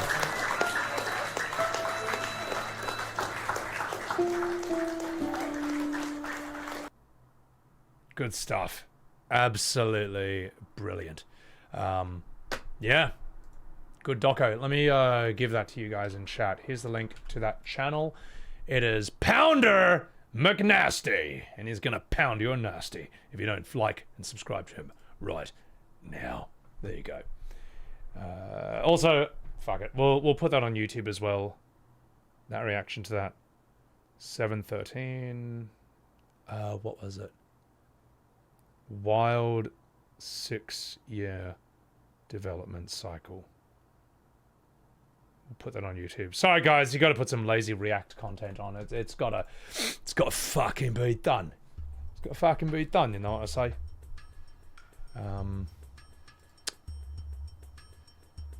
Yeah, I'll have a chat with you guys and we'll continue. You can see the passion in their eyes. Absolutely, mate. Stakiness, thank you for that follow. Yeah, he is in the Gestural Village, Daska. You're right. There is a Gestural playing a guitar, and that's him. Was something? They also sang the soundtrack themselves. Well, they got that singer for it, but I guess they're doing the chorus. Yeah, the chorus.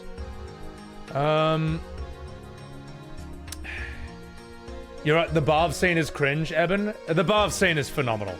It's so good. I could watch that all day. Actually, no, it's terrible. It takes like 5 minutes for the joke to happen. Eris, everything you guys are saying is right back to what you said. Big Core are like Sony pushing political agendas on gaming, making industry, and the games and stories and experience are fucking the gamers. Yeah, it's a sad thing, eh? You know. What's next after E33? I don't know. I'm deciding that. Oh, by the way, everyone who's just like hopped into the stream now, or doesn't know this, I am taking 1 week off streaming. After this, I'll be back on next Saturday, and because I need to recover, because as I say, there's been life before this game and life after, and it's completely different. Riskbreaker, thank you for the follow. In fact, you know what's insane is I'm probably I probably have made more Expedition 33 shorts than any other streamer or content creator or YouTuber in the world.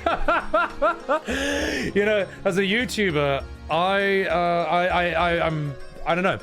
I'm trying to be their biggest advocate as possible because I believe in the project. I love what they've made. I'm bloody grateful for it, and I love making little shorts that show how fucking awesome it is. And that's a crazy thing, is that it's blown my channel up. I used to pull, I don't want to know what my view count is right now, but I used to pull about 200 viewers for about 3 years, and my YouTube took about 5 years to build up to 13,000 subs. Now, of course, I was not doing it right. I wasn't doing the things I was supposed to do. And believe it or not, no one in 2020, post 2020, is looking for Final Fantasy IX scene voice acted by a guy you don't know. Mind blowing, I know. But, also, there really hasn't been a new popular game that's grabbed me like this. So, the fact that when this game came out, I started posting shorts for it, and it's blown my YouTube channel from 13,000 subs to, it's going to be 63,000 subs after tomorrow. 50,000 subs on YouTube from this alone. It's grown me, it's given me like 8,500 Twitch followers, new followers on Twitch. Got my Instagram from like 3,000 followers to about 13,000. Made a lot of TikTok people really happy. No, but even the TikTok, there's people coming in from the stream all the time, just being like, dude, love your TikToks. Or like in the comments being like, oh my God, yes, I agree. Even on TikTok, there's people who enjoy the content. So, it's crazy that it's blown this channel through the bloody roof. And I don't know. I would never consider myself part of their crew. Obviously, they don't even know who I am. But it's funny how, the writer, the musician, they just kind of luck into this. Not luck into it, but they're not like big chunksters to begin with. I'm like a nobody on YouTube. Absolute nobody. And then this just like helped. This helped blow the channel through the bloody roof. So it's crazy. It's just so lucky, and I'm so grateful for it. And really grateful for all you guys here. Both new and old. You know who you are. So, I appreciate that, Keychan. Dustfade, thank you for that art, mate. You too, Wolfhard. Not you, Eris. Eris, I got in your car in FF14, and you flew me to an island and you left me there. You kicked me out of the car and you flew away, alright? Your bullying has to stop. So, discount Markiplier Lolox. Get out of here! No, I think it's funny. I think that's funny. I can't help it. I just look like him for some reason. Lush, appreciate that. You too, Tinky. Rainstorm. Oh, you, Epithemius, get out of here. Thank you. We know that in my week off, I secretly play Rebirth. Get out of here, Darkseid. And also, Renox, thank you so too. Saul Gucci, thank you very much. Iridian, my old geezer POV on the games. You came to the right channel for that, Iridian. So, the thing is, Smiler, I'm happy just operating on my own, because I wouldn't want to be on anyone's payroll, and, we all know why. Roar up, thank you so much. Her press, appreciate that. Thank you for something like that. Juju, you love how I use E33 to provoke discussion in gaming? Dude, thank you, Juju. Well, because, it's this weird... It's such an exciting and interesting and strange game, and it makes for these amazing backdrops for a lot of my shorts to talk about stuff in, so... when you were looking up E33 shorts, I was the only one who showed up, Camwa. I was actually surprised no one else was doing this. Coco Chanel, the shorts are hilarious. Oh, you! Get out of here. Zovalis, you look up E33, you get 6 shorts of mine. Fuck. Have I played Lufia, Andy? I haven't. So, but appreciate that. Bring Doricus. So, He's younger than me. Oh, that's true, Eben. In fact, yes, Markiplier is actually 2 years younger than me. So he's the one who looks like me, all right? You ripped me off. No, I think he's a mad dog. I think he's a mad dog. So, I remind you of excessive profanity. Isn't he an Australian guy? All right, here's what we're going to do, chat. Here's what we're going to fucking do. I'm going to say thank you, Shahid Tide, for the fucking prime. Appreciate it. Fucking appreciate it. So, I'm going to take a piss, and then we're going to come back here. Now, while I take a piss, I'll tell you what. Let's do this. Let's do this one. Yeah, let's do this one. Now, you guys may not know this. A lot of the new people may not know this, but I don't only stream on Twitch. I also have an entirely separate music video channel, believe it or not, where I make video game music videos, like this one. Now, I'm going to take a piss, and I'm going to be right back. BRB.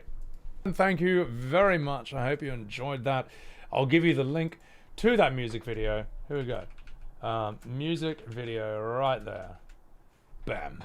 So I have a music video channel, Sebbywebz Music, and yeah, enjoy. I know I'm a bit late to the party, making YouTube music videos about stuff, but you know, it was a lot of fun.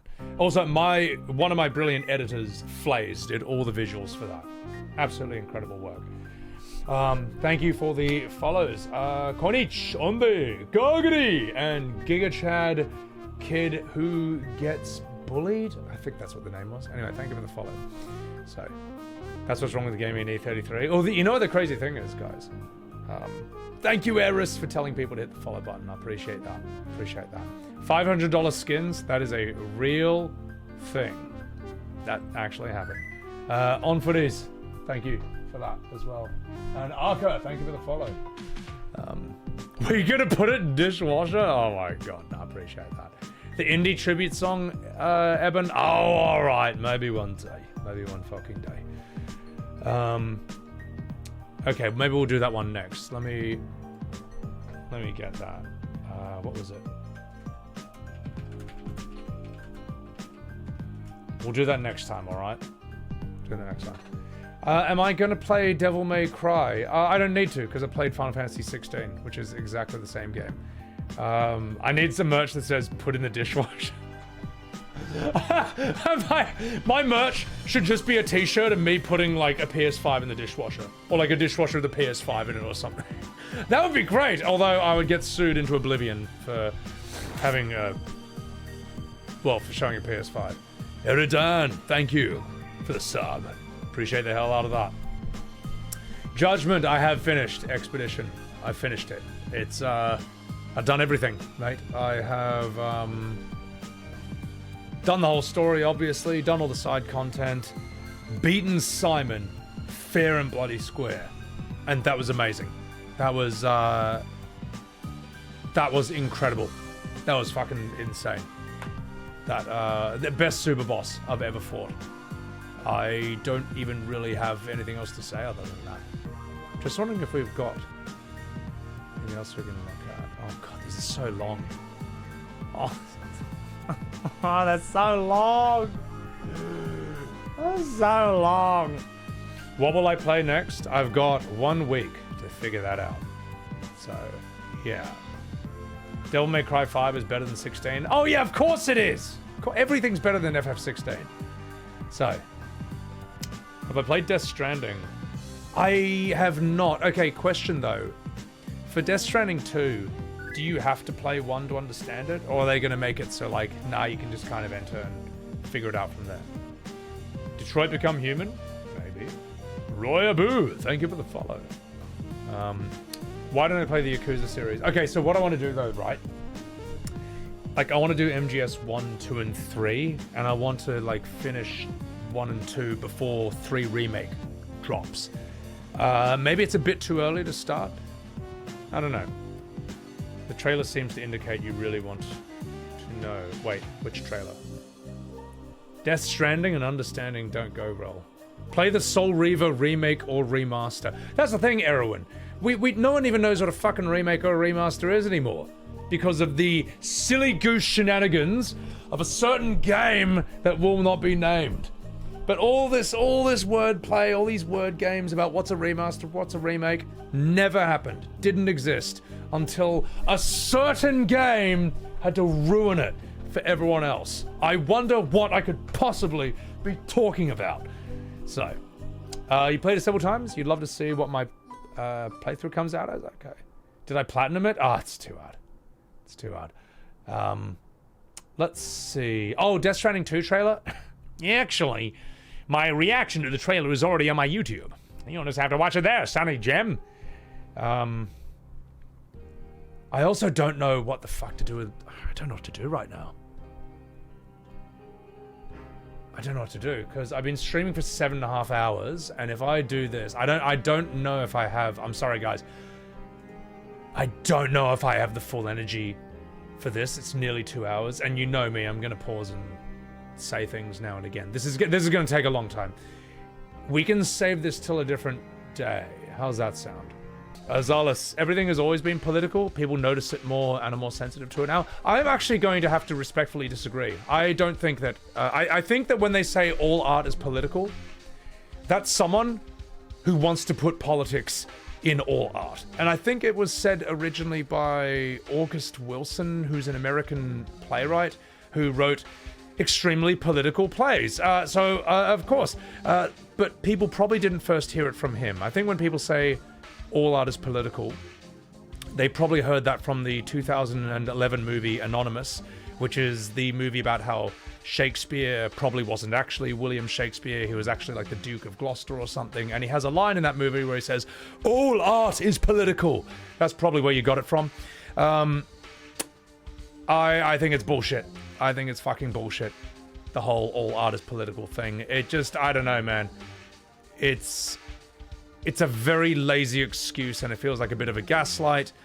And I am also very tired, so I can't think of a bunch of things off the top of my head to prove myself right. But I think I'm right. Anyway, Eliminator, you watch my shorts? Here you are. Especially like my take on the FF remake parry system. I appreciate that, Eliminator. I mean, it's true. That would have been really cool. That would have been fucking sick, man. And you know what? Here's the hottest take of all. I can be totally you know what? I'd be a lot... I wouldn't dislike Remake or Rebirth's combat system nearly as much if they just didn't fuck up the story. Alright? If they didn't fuck up the story, then sure. Whatever. I can button mash my way through to see whatever things is. But when every fight just ends with another ruined cutscene, another butcher character, what's the point? Lazy excuse sounds right. Art is not created in a vacuum because all art is a product of its time. Java. Much better. Yeah, actually, it makes much more sense, doesn't it? You know, you can make things political within a game's universe. Doesn't mean real politics bleed in. Exactly. How'd they fuck up the story? True Monkey? Let me give you an example. Look, chat, you all knew this was gonna happen. You all know that you all knew this was gonna happen. Alright, let's see. Let's take this for example. Okay, how about this? So in the original, you find a bar, and this is Rude, leader of the Turks, alright? Okay. Fucking hell, that's loud. You go into a bar in Junon, and you find Turks. You find, like, Rude. He's like the head of the CIA, basically, in that world. And here's him chilling out.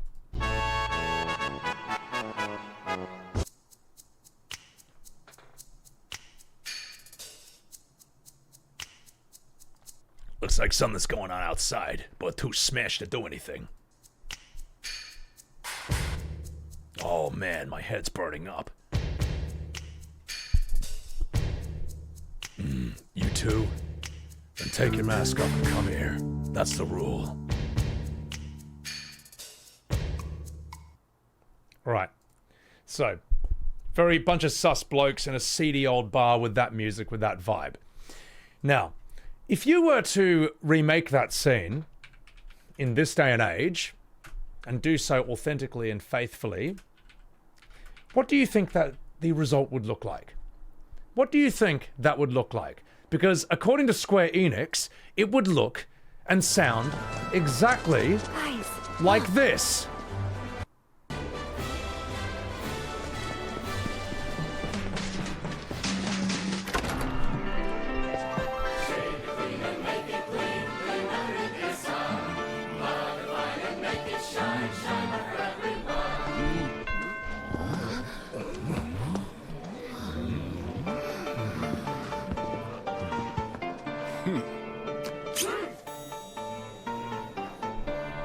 Rude, you mind? This your first time? If you want to drink with us, you're gonna have to lose the helmets. No scalp, no service. Fucking dog shit. Absolute trash. This is what? This is a fucking children's game. This is like some stupid PG anime. The fuck is this? Anyone who says that the vibe of Rebirth is the same as the OG is lying through their fucking teeth. No, it's not. Of course it's not. Who the fuck thought this was a good idea? Who defends this? This absolute... Bah! Okay, now what you saw, what I just showed you right now, imagine that times 5,000 and you've got Final Fantasy VII Rebirth. Fucking rubbish. And you know what? I'm going to make that into a short just to piss people off. Let's see. But it's not I'm not the one who threw the first stone, mate. I didn't throw the first stone. They did. And then people defend this. People defend this. They say it's better than the original. Who? How can you think this? Anyway, enough fucking about. Hayabusa, thank you for the follow. You too, Havoc. And you know what? I would respect people who are just... I would respect them more if they said, look, I know it's different, but I like it more. I respect that. Don't let me take that away from you. But those who say that this is the same as the OG, like, how can you lie? How can you sleep at night when you lie like that? The Marvel effect, Gorkin? Yeah, exactly. It's bullshit. Sadak Black Hat, indeed. They ruined your husband, Eben. Fucking shocking. Unfucking believable. It's funny. It's funny. But you know what else? You know what else is funny? Luke Skywalker throwing his lightsaber into the ocean, telling Rey to fuck off, and then sucking from a green alien cow's teats like this. That looks hilarious.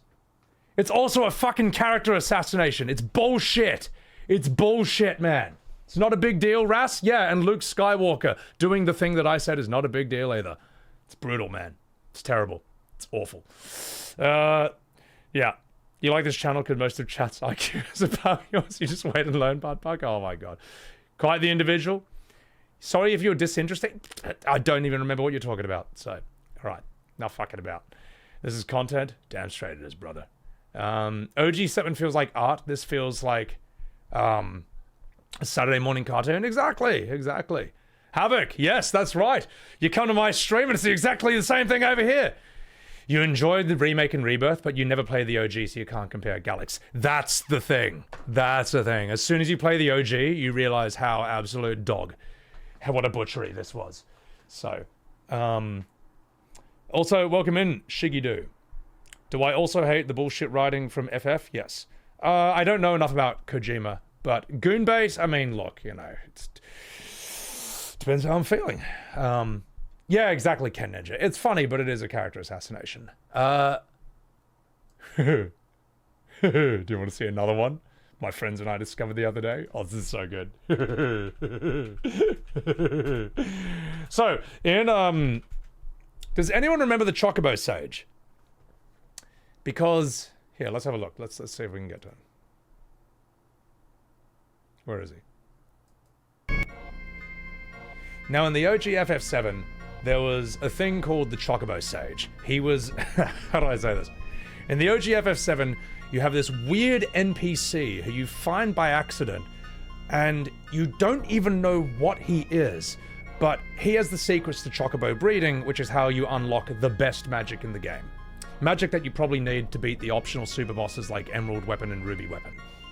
Let's find him. There he is. Little house in the middle of nowhere. Alright.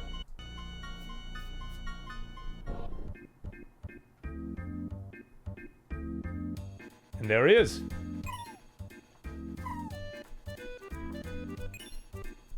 Alright, go have a chat with him.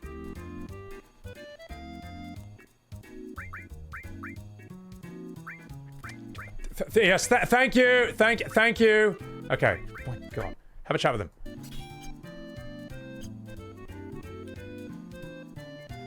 Now, what is that? Who are you? Me? I don't know. So, like, first of all, what is this thing? Like, really look at it, right? Hang on, let's see if we can get it without the speech bubble. Like, he looks like he's half black mage, half something else.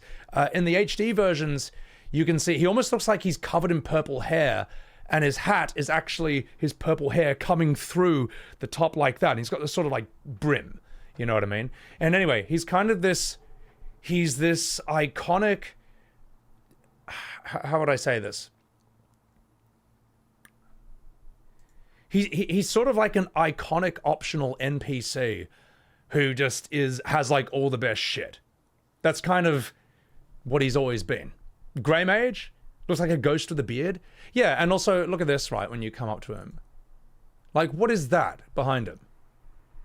Come on, show us. Look at that. Is that a tail? Or is that his hair? Like, what is this thing? Seriously, what is this thing? And it's kind of mad that he's a bit goofy. He doesn't remember what his name is. When you ask him why there's a green chocobo in his house, he's like, I don't know. He doesn't even know why it's there.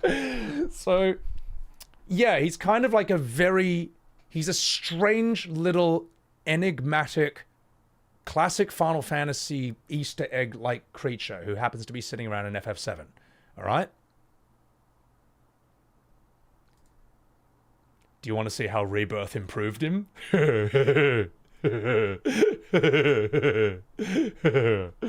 1 second, chat.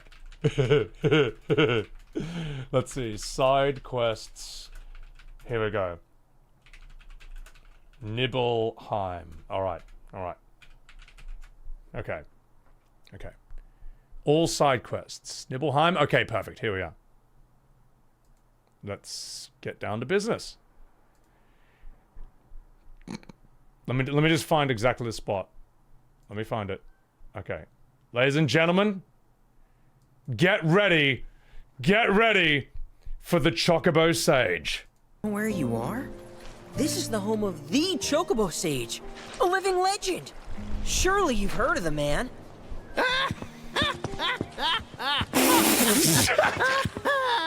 Did someone say a living legend?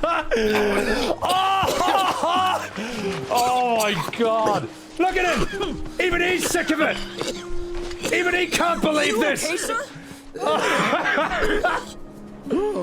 I am now. Thought I was a goner. That is so shit! Mind telling me who you are? We don't get many visitors out here in the boonies. This is some Mickey Mouse bullshit! What is this? Who thought this was a good idea? How is this an improvement upon the original? This is rubbish! This is Clair. Oh my god, He's mate. a jockey for Gramps' ranch. Oh, he is, huh? Perfect. Billy here needs some help. You can pick up the poor boy's slack. There's this big race at the... Now do you understand why OG fans are not happy with Final Fantasy VII Rebirth? It's like, look at it! Oh, sir, the Gold Just Cup. look at It's it. coming up soon. Just look. We gotta get in on Look that. what they So I came here did. to bone up.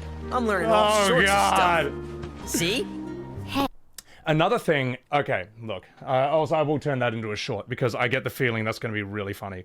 Let's see. Another thing that's worth paying attention to, and someone has said, like, I don't get it, the characters move really weirdly. Something's off and I can't put my finger on what it is. I'll tell you exactly what it is. Look at Yuffie's body language.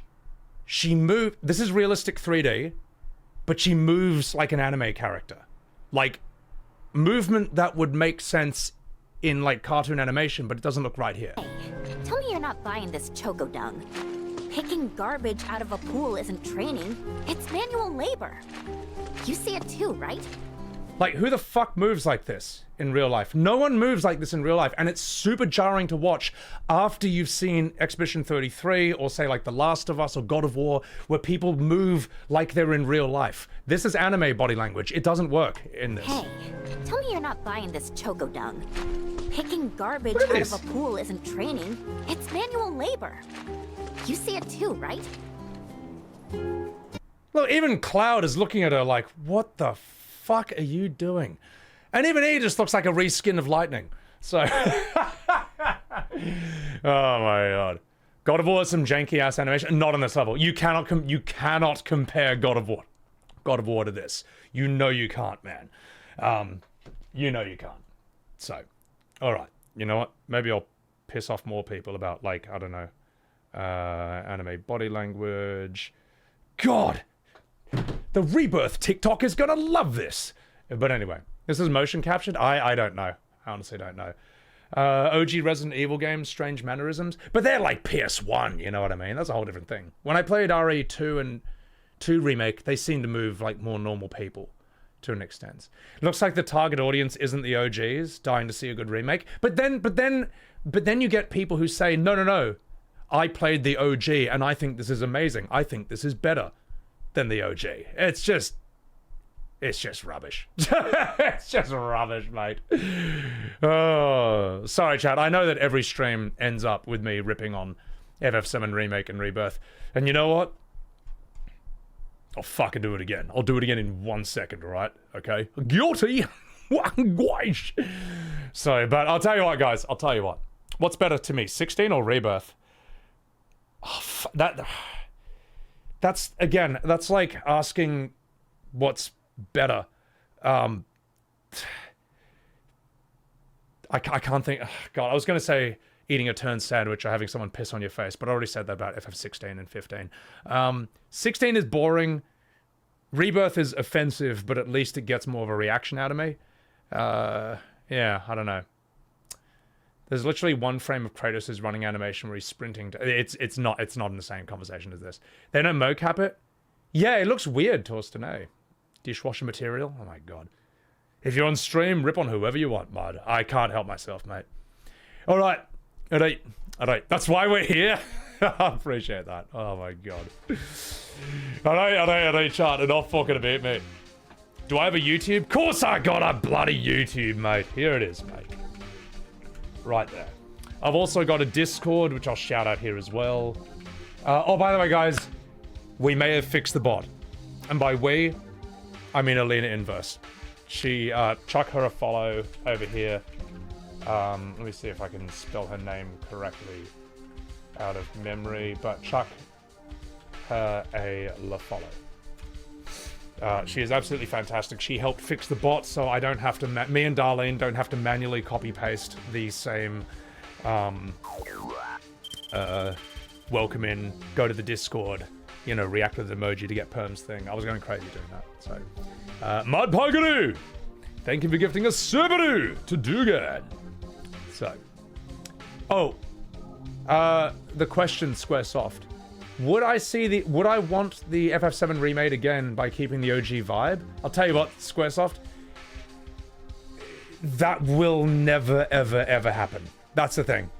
Square Enix will never remake it properly, because to do that would be to admit that the remake trilogy was a mistake. They'll never do it. Ever. It will never happen. I would just... Yeah, it can't happen at this point. So, yeah. Jump ship? I appreciate that, Nanin. Wait, Eben, what were you saying to me? I had 5 YouTubes at one point? Oh, yeah. Well, I had 2. I've got 2 right now. No, I've got a VODS channel. I've got 3. Just thinking about making another one. Not a good idea. I've also got a Twitter, if you want to yell at me there.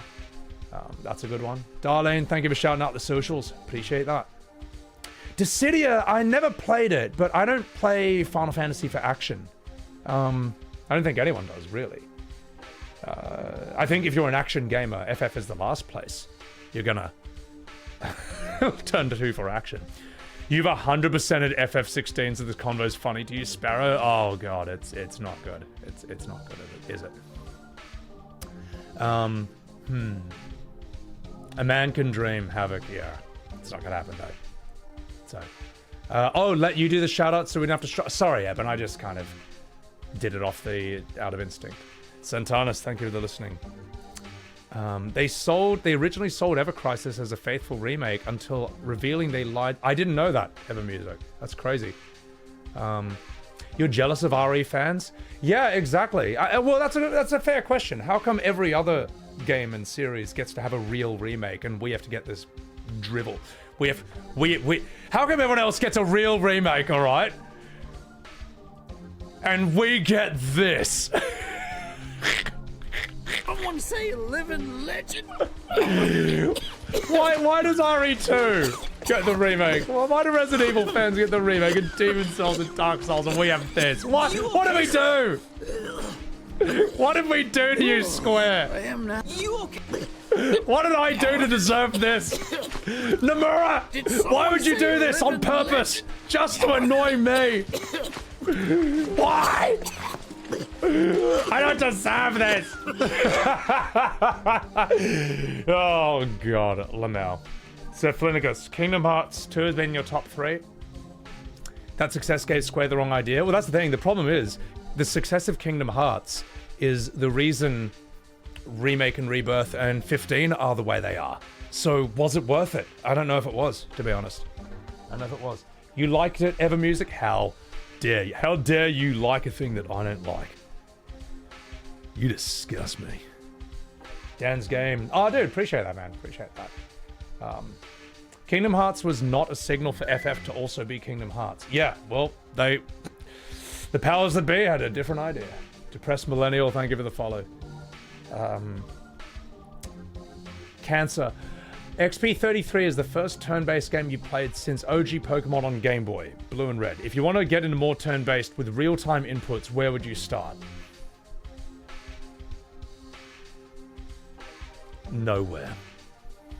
Because E33 is the most evolved form of turn-based combat in the world right now.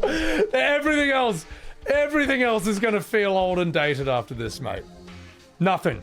The answer is cryo freeze yourself for 3 or 4 years straight until Sandfall makes their next game. That's the answer. All right, it's done. Sea of Stars, Paper Mario. I know, Cancer. I know. Hey, you know what, Cancer? You know what? Welcome to how OG FF7 fans felt in 1997. We're like, fuck. What else is there like this? That's the neat part. There isn't. So, welcome to hell. Persona 5 Royale? I don't know if it's going to hit the same, though. A lot of people tell me they've tried Persona after E33, and it doesn't. Nothing hits. Cleaning out your freezer, BRB? Oh my god. Let's see. What gameplay after E33? That's going to be such a sad short, mate. Does Persona have parry mechanics? No. No. Nothing, as far as I know, in RPGs has parry mechanics other than Paper Mario and Sea of Stars. That's it. That's it. That's everything. You won't find it in... I don't know what else. You won't find it in Octopath. You won't find it in Bravely Default, Persona, or anything else. That's it. That's why I hope Sandfall keeps making shit like this. Because it's fucking awesome, mate. I'm very happy with what they made. South Park Stick of Truth. There you go. Which I might need to stream at some point. Yeah, exactly. There's life before E33 and there's life after. And consequences will never be the same. So, Nine Death. Welcome in. Stick of Truth had brutal attacks if you failed the blocks. I got to play that at some point, man. So, everything is going to be accused of copying E33 with parry and dodge mechanics. You know what, DOG? Let them copy, mate. Let them copy. Imitation is the sincerest form of flattery. Fuck it. If that becomes the new meta for a few years, I'm here for the ride. FF7 Remake was, but Rebirth was like being a slave to the Chadley guy farming information from him. Yeah. Well, here's the crazy thing. Remake wasn't even good either. It had better graphics, but it was artistically worse. Just watch the pillar collapse scene from the original, and then watch the pillar collapse scene from Remake. and just like the use of imagery and music. Trust me, you have no idea. They turned it from a cinematic masterpiece, that scene, into a generic, forgettable action scene. It's night and day how different they are. So, comparison is the thief of joy? No. Okay, all right, I'm gonna prove you wrong right now, okay? We're doing this. You asked for this, mate. You tried your rebirth defense gaslights against me, and that's not gonna work, mate. What is happening here right now is your fault for even questioning me for 1 second. So, all right, let's see what we got here. Let's get the pillar collapse scene and we'll do this. Phoenix, thank you for that follow. And Mudpug, thank you for gifting a Subaru to Santana's. Let's see, where does it begin? Where are we? You never played the games, you gotta be a devil's advocate. Trust me, you don't realize you don't realize the events you've set in motion, mate.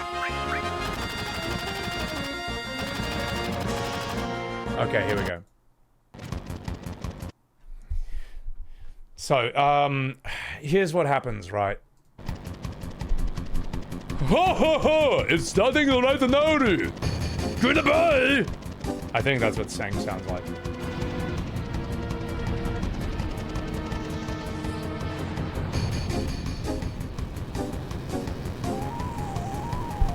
So, it's got that antsy, dangerous music. Like, oh damn, you know, shit's really urgent, shit's really bad. We gotta sort out whatever this is right now. Yo, we can use this wire to get out. Oh gosh, I'm Tifa, my bobs. Hey, hop up here.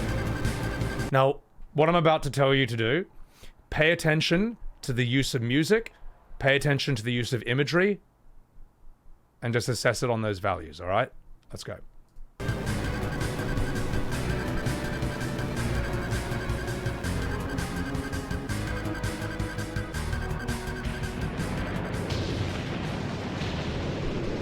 Music fades. Silence.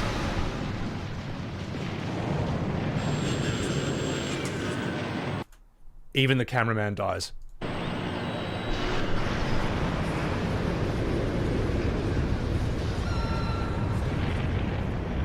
Silence, horror, screams.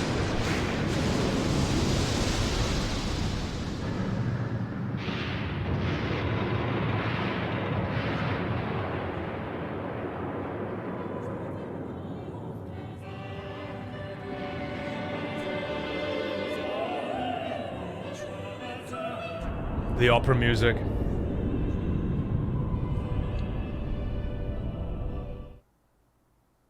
And then this song.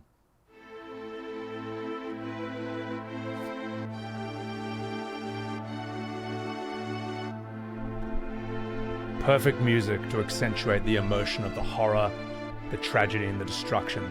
Because Barrett, he thinks that his daughter has just died. And he knows that Biggs, Wedge, and Jesse are dead.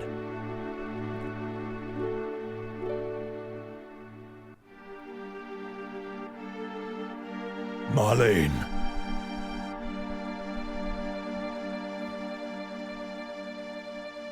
Biggs. Wedge. Jesse. Damn it.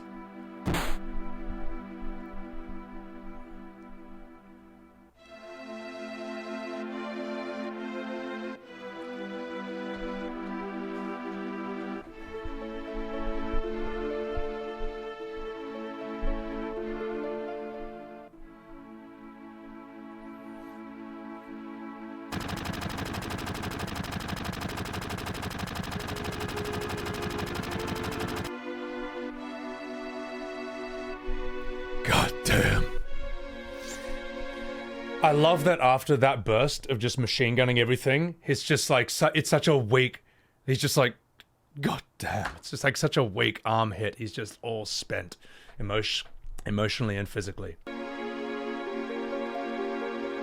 All right, let's see how FF7 Remake improved that scene. Let's see, let's go. Remember what I said earlier.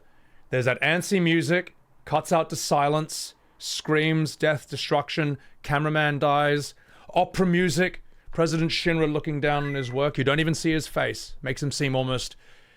When you first played this, we thought President Shinra was going to be the final boss. We had no idea who Sephiroth was. Zelos, thank you for the follow. And then that emotional music hitting at the end and machine gunning the wall. Let's see how Remake improves that scene. Preparation authorized. Awaiting confirmation. It's because of the music on here. Okay, where do we go? Oh, piss off, Fate Ghosts. Absolutely stupid. All right, where is it? Where's the thing? Actually, no. We need the whole. There's one where it's like the whole scene. There we go. Yeah. Fucking Fate Ghosts. Absolutely fucking unreal. Let's go. Where are they? Blimmy Blam. Blimmy Blambly Blozzle. And... here we go. Alright, here we go. The whispers. Get the... Aaron! Separation imminent. Evacuate the area immediately.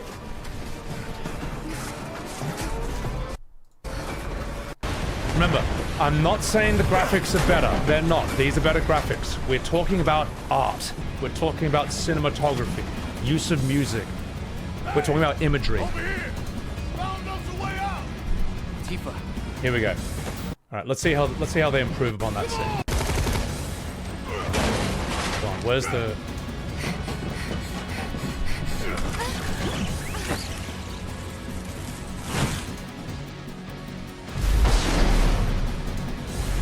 Music is still playing the whole time. Generic action music.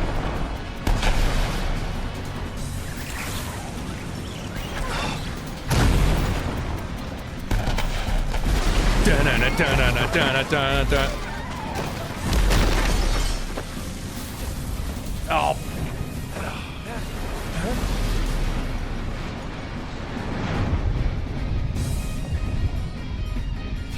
Yes, that'll take care of those pesky avalanche. Like, notice in the original, it didn't show President Shinra's face.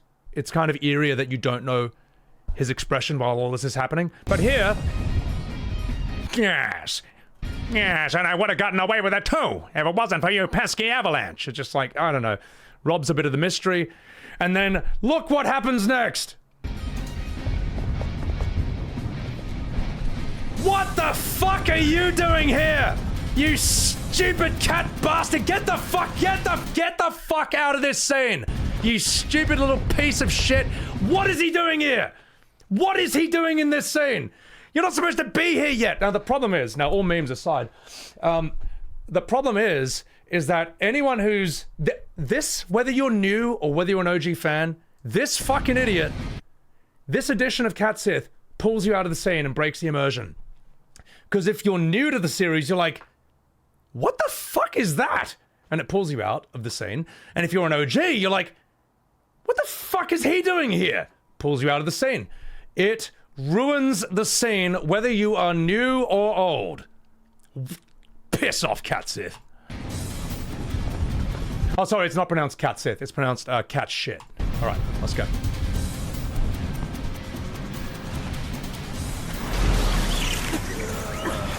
Generic music.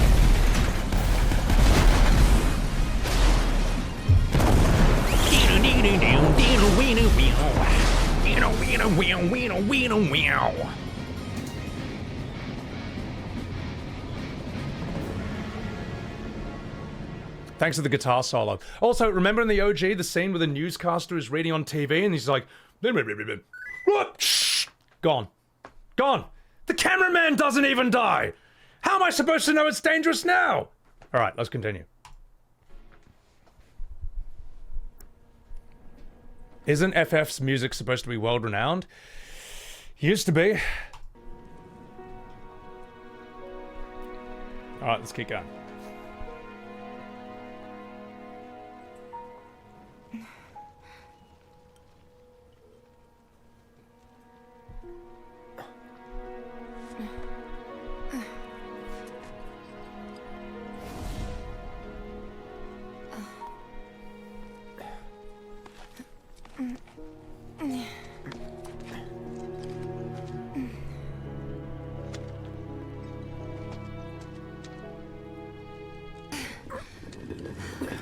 thank you. Let's see. And let's go to the next cutscene.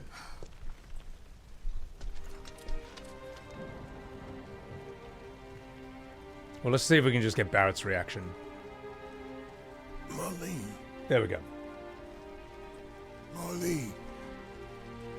Marlene! Marlene! Biggs! Wedge! Jesse! Remember the part where he, like, points his gun up and just, like, miniguns the entire wall? Get ready, here it comes.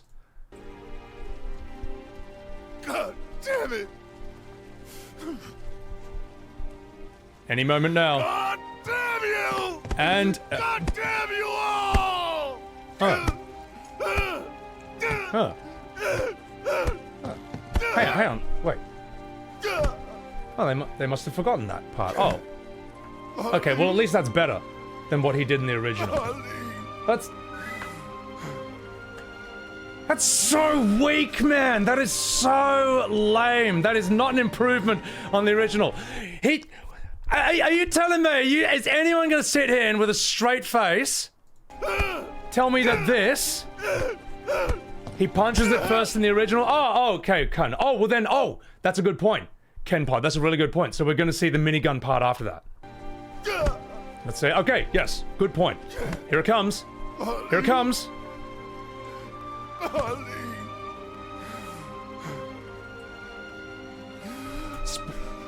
I'm bullshitting. Spoiler. It doesn't happen. It doesn't happen. It doesn't happen, man. He doesn't do it. Watch this. You can't push it. It's not there, bro. Is anyone seriously gonna say that they thought that weak punching thing is better than him with his minigun just like, "Ah!" and then collapsing from exhaustion and just being like, God damn, and just fucking wrecked the way he was in the OG. This does not improve on the original. So yeah, sorry to break the spell for those of you who thought that things only got bad in Rebirth. No, it was bad from Remake. It was always better graphics, but it was artistically inferior in every way possible. It's like they completely forgot. It's like they completely forgot why these iconic scenes were so good to begin with.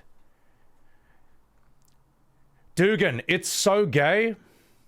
Listen, mate. Listen, mate. Listen, mate. If you want to see gay, then boy, do I have a remake for you. All right, Dugan. You know what? You're right. You're right. You make a very good point. Yes. Because this is not nearly as gay at all. The audience is part of the chorus. We have to help make it a great show. Actually, let's get the full video, all right? You asked for this, Dugan. You asked for this. All right?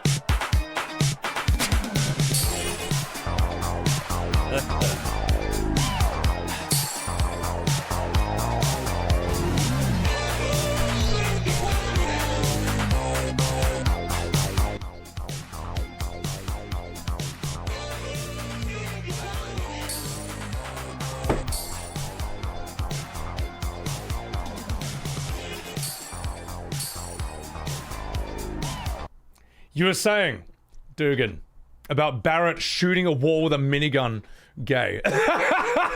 Also, nothing wrong with being gay, all right? Nothing wrong with being gay. But I was simply proving a point to do gay in my chat right here.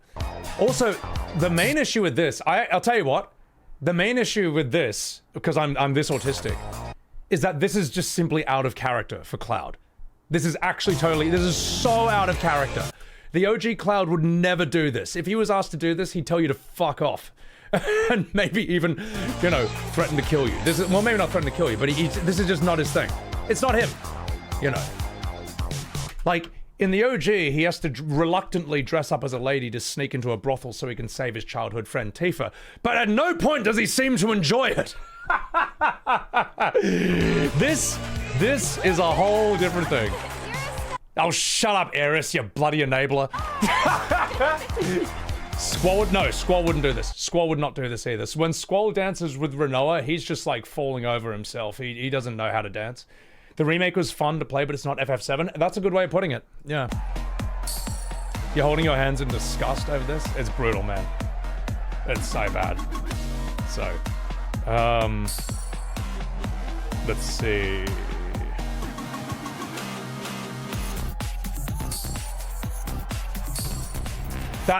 This is not Cloud, bro. Look at this head movement.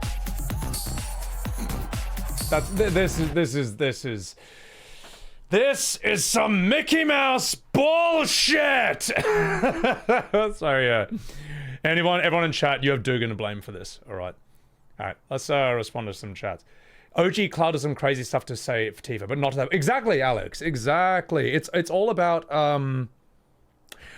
you can do whatever the fuck you want as long as you stay true and authentic to the character. It's not, you know. Again, I don't have anything wrong with gay stuff. Like in the original FF7, in the OG FF7, Cloud nearly gets bummed by 10 muscular, half-naked, sweaty men in a bathtub.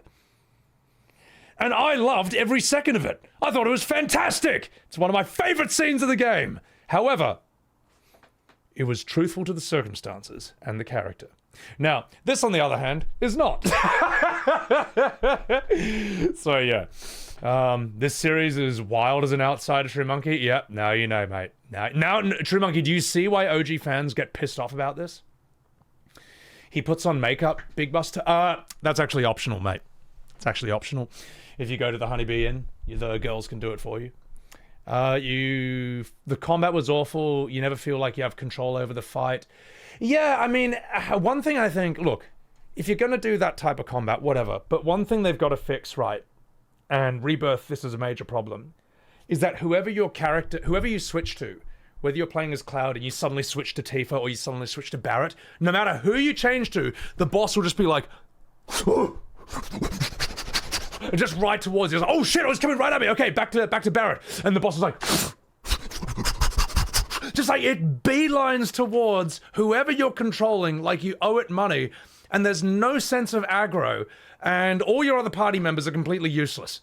It's true. It's true. If you're gonna do Rebirth's combat, they've got to fix that problem, man. It's ridiculous. I was like, Greedy Peter, thank you for the follow. The auto taunt on the player, yeah, it was bad. It was bad, bro.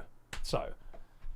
And you know what? I feel like the Rebirth community will absolutely love that fair and measured criticism, what actually was, about their game. I would love to make a short about that. There we go. All right. So. Super frustrating. Yeah, and that's the thing. You keep the story exactly the same. You keep the characters, like fine. That's still an issue. You know what I mean? It's just true.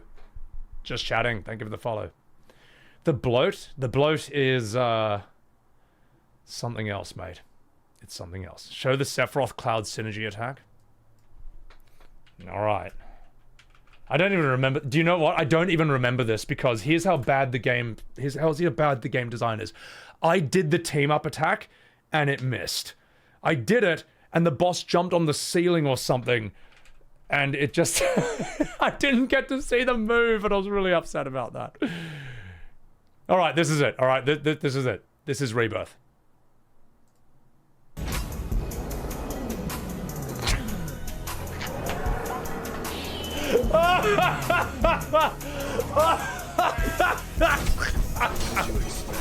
Oh, God almighty. Oh my God, help me. Oh, I fucking love this bloke. That's Cloudy McDoom, by the way. He is fucking hilarious. He also streams on Twitch. Let me give you the link to that video right now. He's probably like one of the funniest Final Fantasy content creators out there. He's brilliant. So, yeah, exactly. Sephiroth's in every single scene there.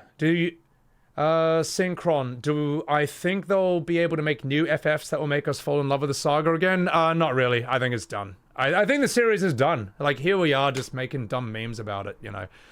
You wonder what Square remake could be if Sakaguchi was present. I don't know, Glenn. We'll never know.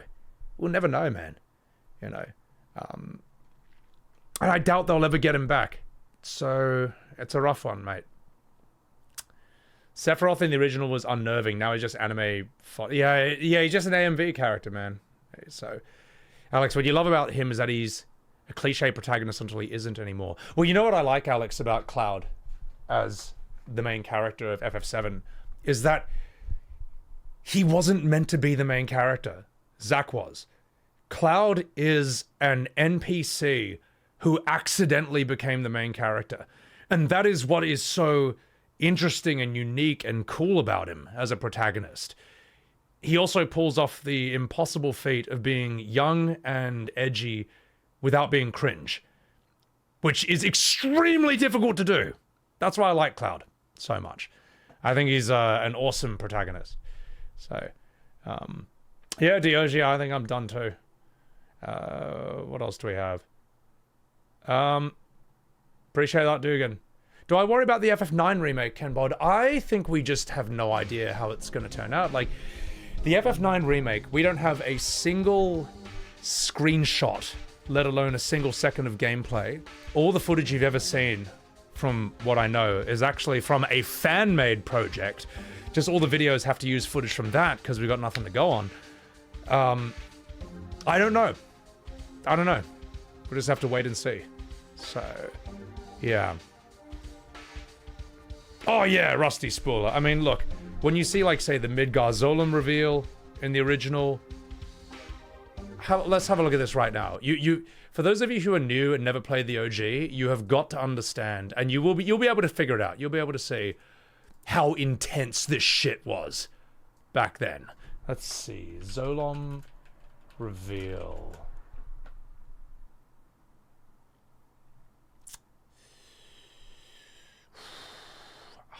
Where is it? Zolom scene. This was so sick in the OG, man. Oh, this was amazing, bro. I think this is actually based on a painting as well. I think that's kind of been shown. So you have this, right? So remember, the game has just been really cute at this point. Come on, YouTube. Come on, please, please, please. So think about this, right? You're tracking down Sephiroth. You've had to catch a chocobo because there's this gigantic snake that you are just too weak to beat. You can't touch it at this point of the game. And you get in your chocobo, you have your silly goose music, you run across, you run away from the snake, and you're like, alright, okay, let's see what's next.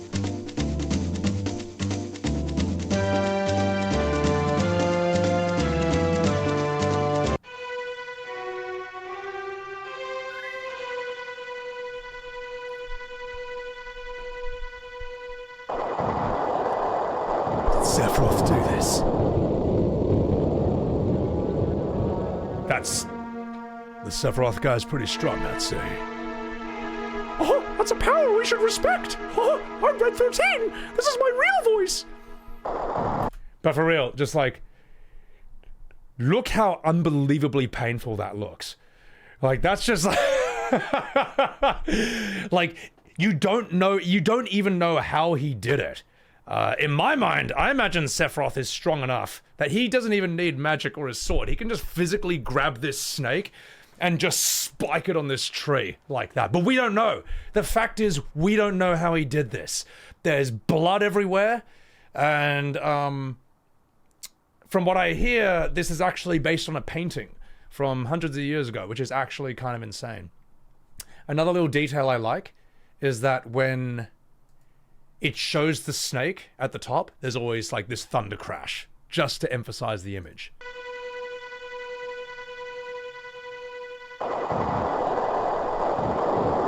So good. Just to enhance the sheer horror of what you're looking at. Just to enhance the sheer horror of what you're looking at. Just awesome. Yeah, and that's the thing. When you're in the original game, it's like, dude, how are we going to even beat this guy when we track him down? He's... All three of us, our entire party couldn't beat that thing, and look what he's done. It's horrific. So, how is it in the remake, Dragon Prince? Alright, ladies and gentlemen. Let's see how Rebirth improved that scene.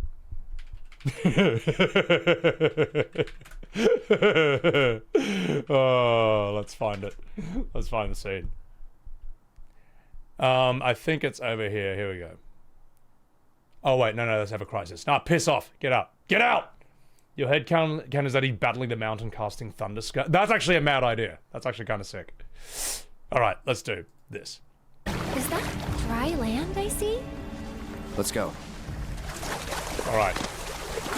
So you fight the Midgar Zolom. It's a canon fight in this. And at the very end... Is it there? Where is it? What the? Okay, I think it's here. Oh no! Oh no!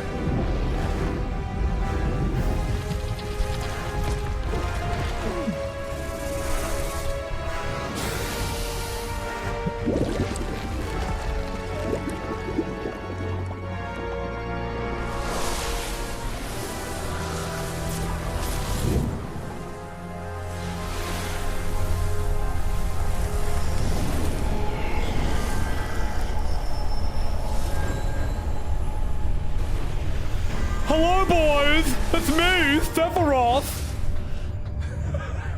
Sorry. Oh my god, a Midgar Zolom! That's so super!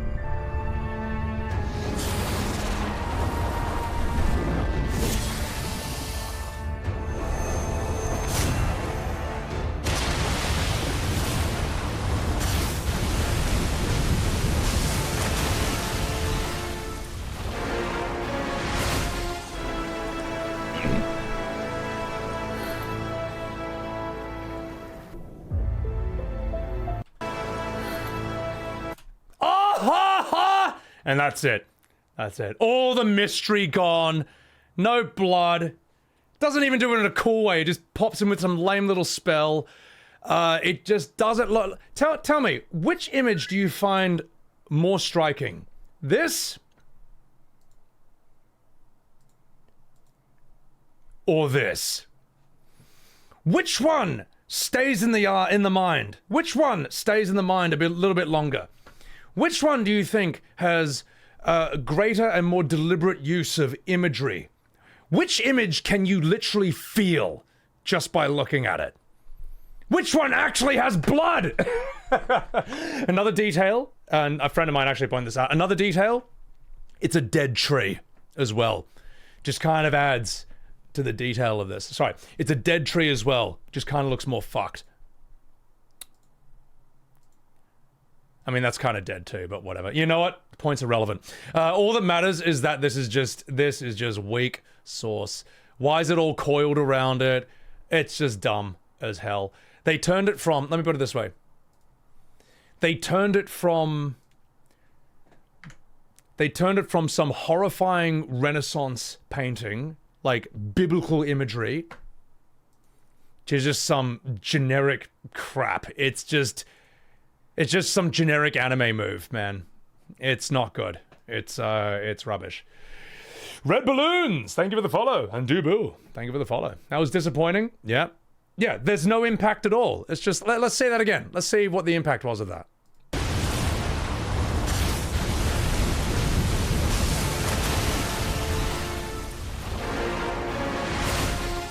Adoy.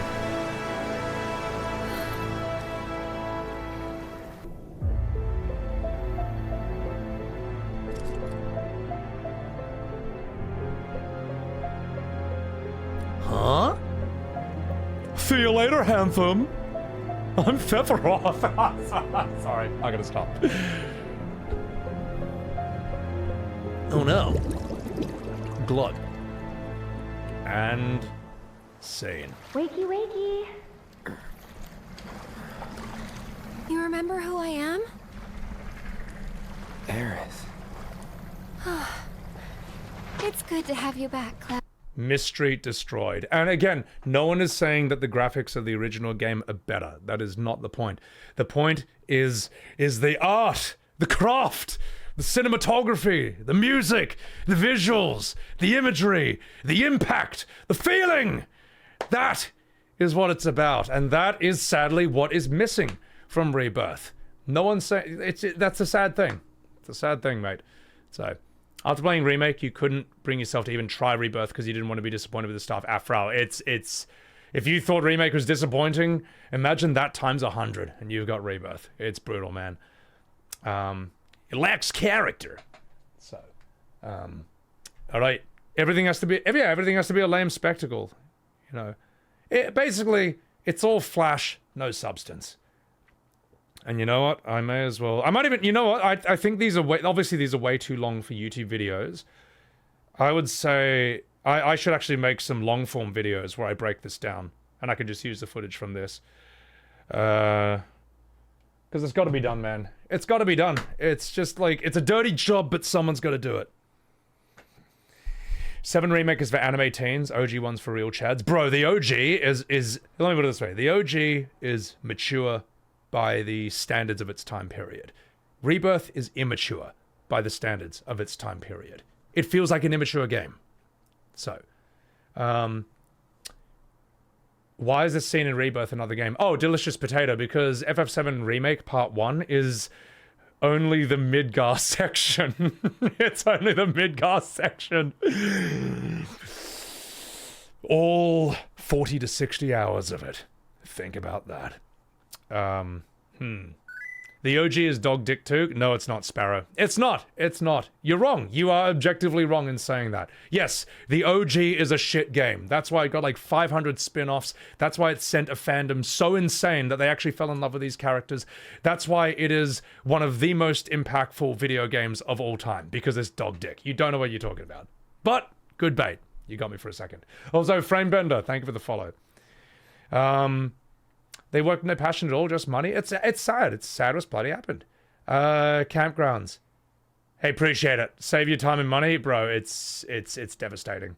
Have I lost hope for part 3? Of course I have.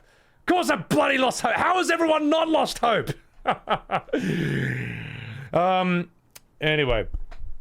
You don't think the how matters, but it doesn't make sense that Sephiroth... It doesn't make sense that Sephiroth pops up and leaves. It doesn't. They just want to do some dumb action scene, as far as I know. People hating on FF7 are just as cringe as people hating on E33. Do you mean the OG FF7 or the remake Rebirth? Because remake and Rebirth deserves it. OG FF7, I remember people saying that was overrated. I'm like, you're wrong. You're wrong. I'm sorry, you are wrong. You actually do. That's like saying that like the OG Star Wars trilogy is overrated. The Matrix 1 is overrated. Terminator 2 is overrated. Or the Lord of the Rings Peter Jackson trilogy is overrated. It's not. If you think they are, you don't know what you're talking about. So, yeah. Oh, is there an ad break? No! No! Oh, I'll respond to some chats then. Your cousin was obsessed with that, Arox? You knew everything about the games before you even played it? Yeah, there's a reason people got obsessed with it. Because it was like... It was the E33 of its time period. So... No, exactly, Donkey. See, when it comes to me, it's not an opinion, it's a fact. Why do they make it seem like Sephiroth and Cloud are into each other? Because it's 25 and we're all gay? I don't know. I don't know, mate. I don't know why they're gay. Nothing wrong with being gay, alright, you know? Remember, one of my favorite scenes in OG is Cloud nearly getting bummed in a bathtub by 10 sweaty men, you know, in the original. So, yeah. No, fair enough, Evan. Well, the thing is, Evan, I'm going to use this for YouTube content. I feel like I need to make this a YouTube video. These comparison scenes, back to back. So, what if FF7 Reunion randomly announces turn-based? It's not enough. Well, they won't. They're not going to do that because they're not going to use this. They're not going to use a different combat system. You know what I mean? So, they're not going to suddenly course correct. They are in too deep. They have to see this out to the end. That's the problem. So, you played it and became obsessed, Arox? Oh yeah, absolutely, because it's amazing. They wanted Sephiroth to clip farm and then dip. Oh god. No, you're good, Camping Grounds. So, I think I'm out of water at this point. Look, as I say, I don't know what the hell is going to happen with FF17. I really don't know. No one knows, man. No one knows. But let's see. Tell you what, mate. Tell you what. Tell you what, you gotta say, the way you went about your E33 playthrough, limiting that, made for the most epic playthrough. Dude, thank you so much, Frame Bender. Actually, I do wanna come back to this point. Skagey, thank you for the follow. I appreciate everyone, even though it was an endless string of people saying this to take off your painted power before Act 3. I'm glad that people are saying that, because it is no fun to have all this build up, this final fight, and then you just like kill the final boss with an auto attack or something. It's like, you know. So I'm glad I took that off and even doubled their HP, and it felt like a real... It was down to the line, as far as I know, for the Act 3 fight of E33. It was fun. It was tense. It was dope. Yoshi P wanted that to be turn-based, but he stepped down from the board because he hated it, wanted to focus on the game dev. Well, Yoshi P seems to be better at making MMOs. I don't know. So... Oh, Rusty Spooler, you...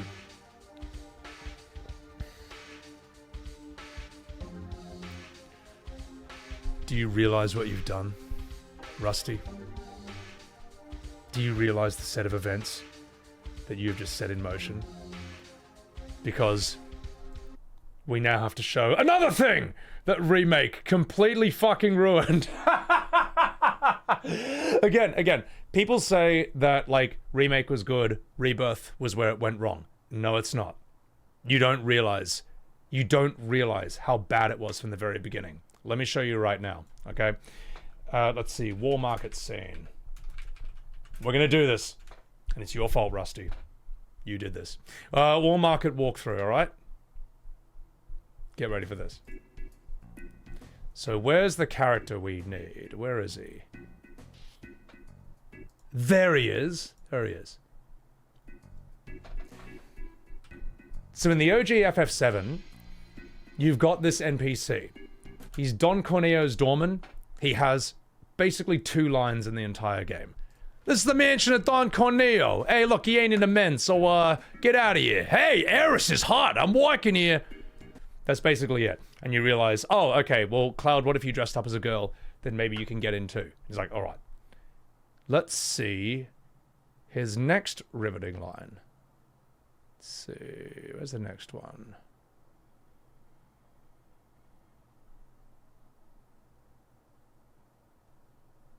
Okay, let's get back in here. So, Cloud comes back as a lady, and let's see the doorman's next line. Damn, your friend's hot too! Come in! I'm walking here, 2 ladies coming through! And that's it. That is his entire part in the entire game. Doorman for Don Corneo, 2 lines. Do you want to see how FF7 Remake improved this character? Get ready. You are not going to believe this. He is now a Kingdom Hearts looking, FF15 looking character called Leslie with 16 minutes of cutscenes. Watch this. This is real. They've actually did this. Cutscenes alone. He's... Looks like I'm the main character now. Long time no see. What brings you back here? Hang on, let me adjust the volume here. Well, here we go. We need to find a way to get topside as quickly as possible. This asshole then follows you around. He inserts himself into the Don Corneo cutscene. He inserts himself into the entire Don Corneo segment. He hijacks entire cutscenes and makes it all about himself. He's got some... Look at this! This is real! You're in. Hate to say it, but I can barely take him on my own. Hey, You, on the other hand, looks like I'm the main character now. Remember when I had this bigger part in the original FF7?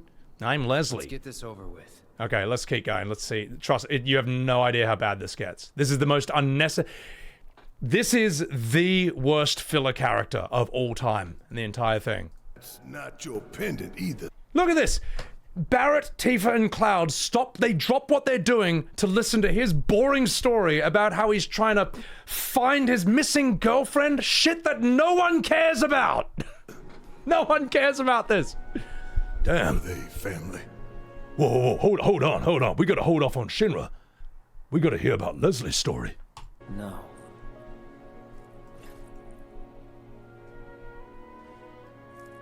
Look at this! It was all just a dream. What is this? Wasn't it?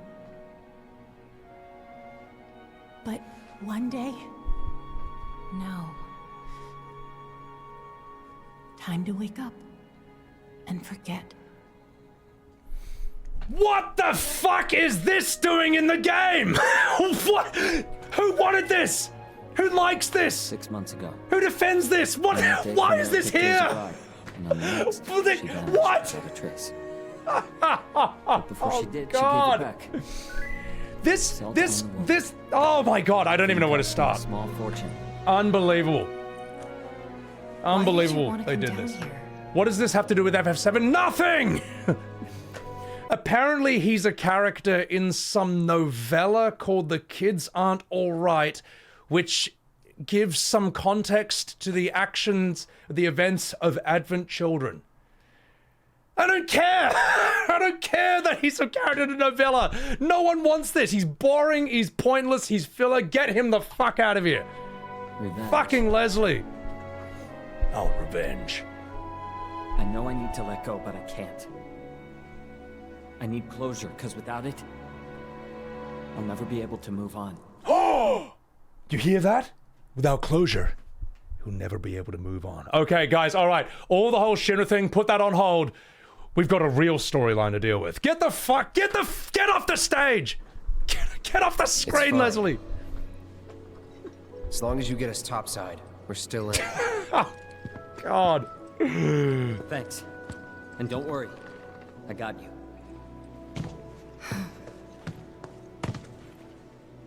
And here's the part where Barrett tells us, the audience, that we should care about Leslie.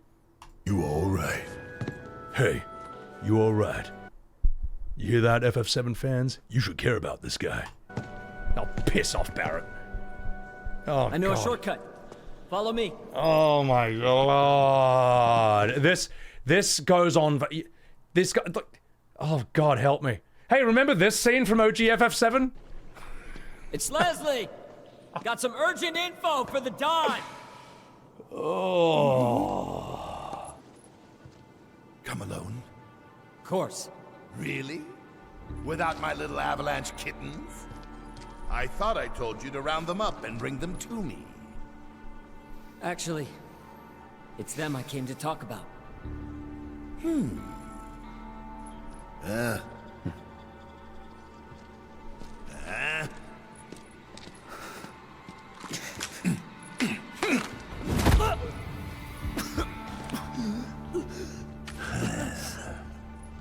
Leslie. This is some fan fiction bullshit. And it's not even fan fiction. It's the same writer. So why does it read like fan fiction? Oh, God. So yeah, when people say that remake was good and Rebirth is where it all went wrong, no, you're wrong. You're wrong. I'm sorry. It was bad from the start. It wasn't as bad, but all the cracks were there. Boring filler characters, iconic scenes being artistically less good, artistically less effective than they were in the original. If you're going to change things, you've got to improve upon it. Or at the very least, make it as good. But instead, they made it worse. They made it boring. They made it bloated, padded. It felt like filler. It dragged. This, like, what? Who cares about any of this, man? Who cares about this? Kampachi Camping Grounds, thank you for subbing tier 1 for 6 months in advance. Appreciate the hell out of that. Thank you so much. I really appreciate that. So, the George Lucas effect, it's something else. Something else, man. And dude, 6 months in advance is absolutely massive. Super Metroid writer was also the writer of that. Writers lose their talent after this. It's sad. It's really sad. Because it's my favorite, it's my favorite story in gaming. The original FF7. So, yeah. They should have renamed the game. Just make a new game. Just make a new game. So. Like us only divulge our evil plans in a certain situation. But what is that situation?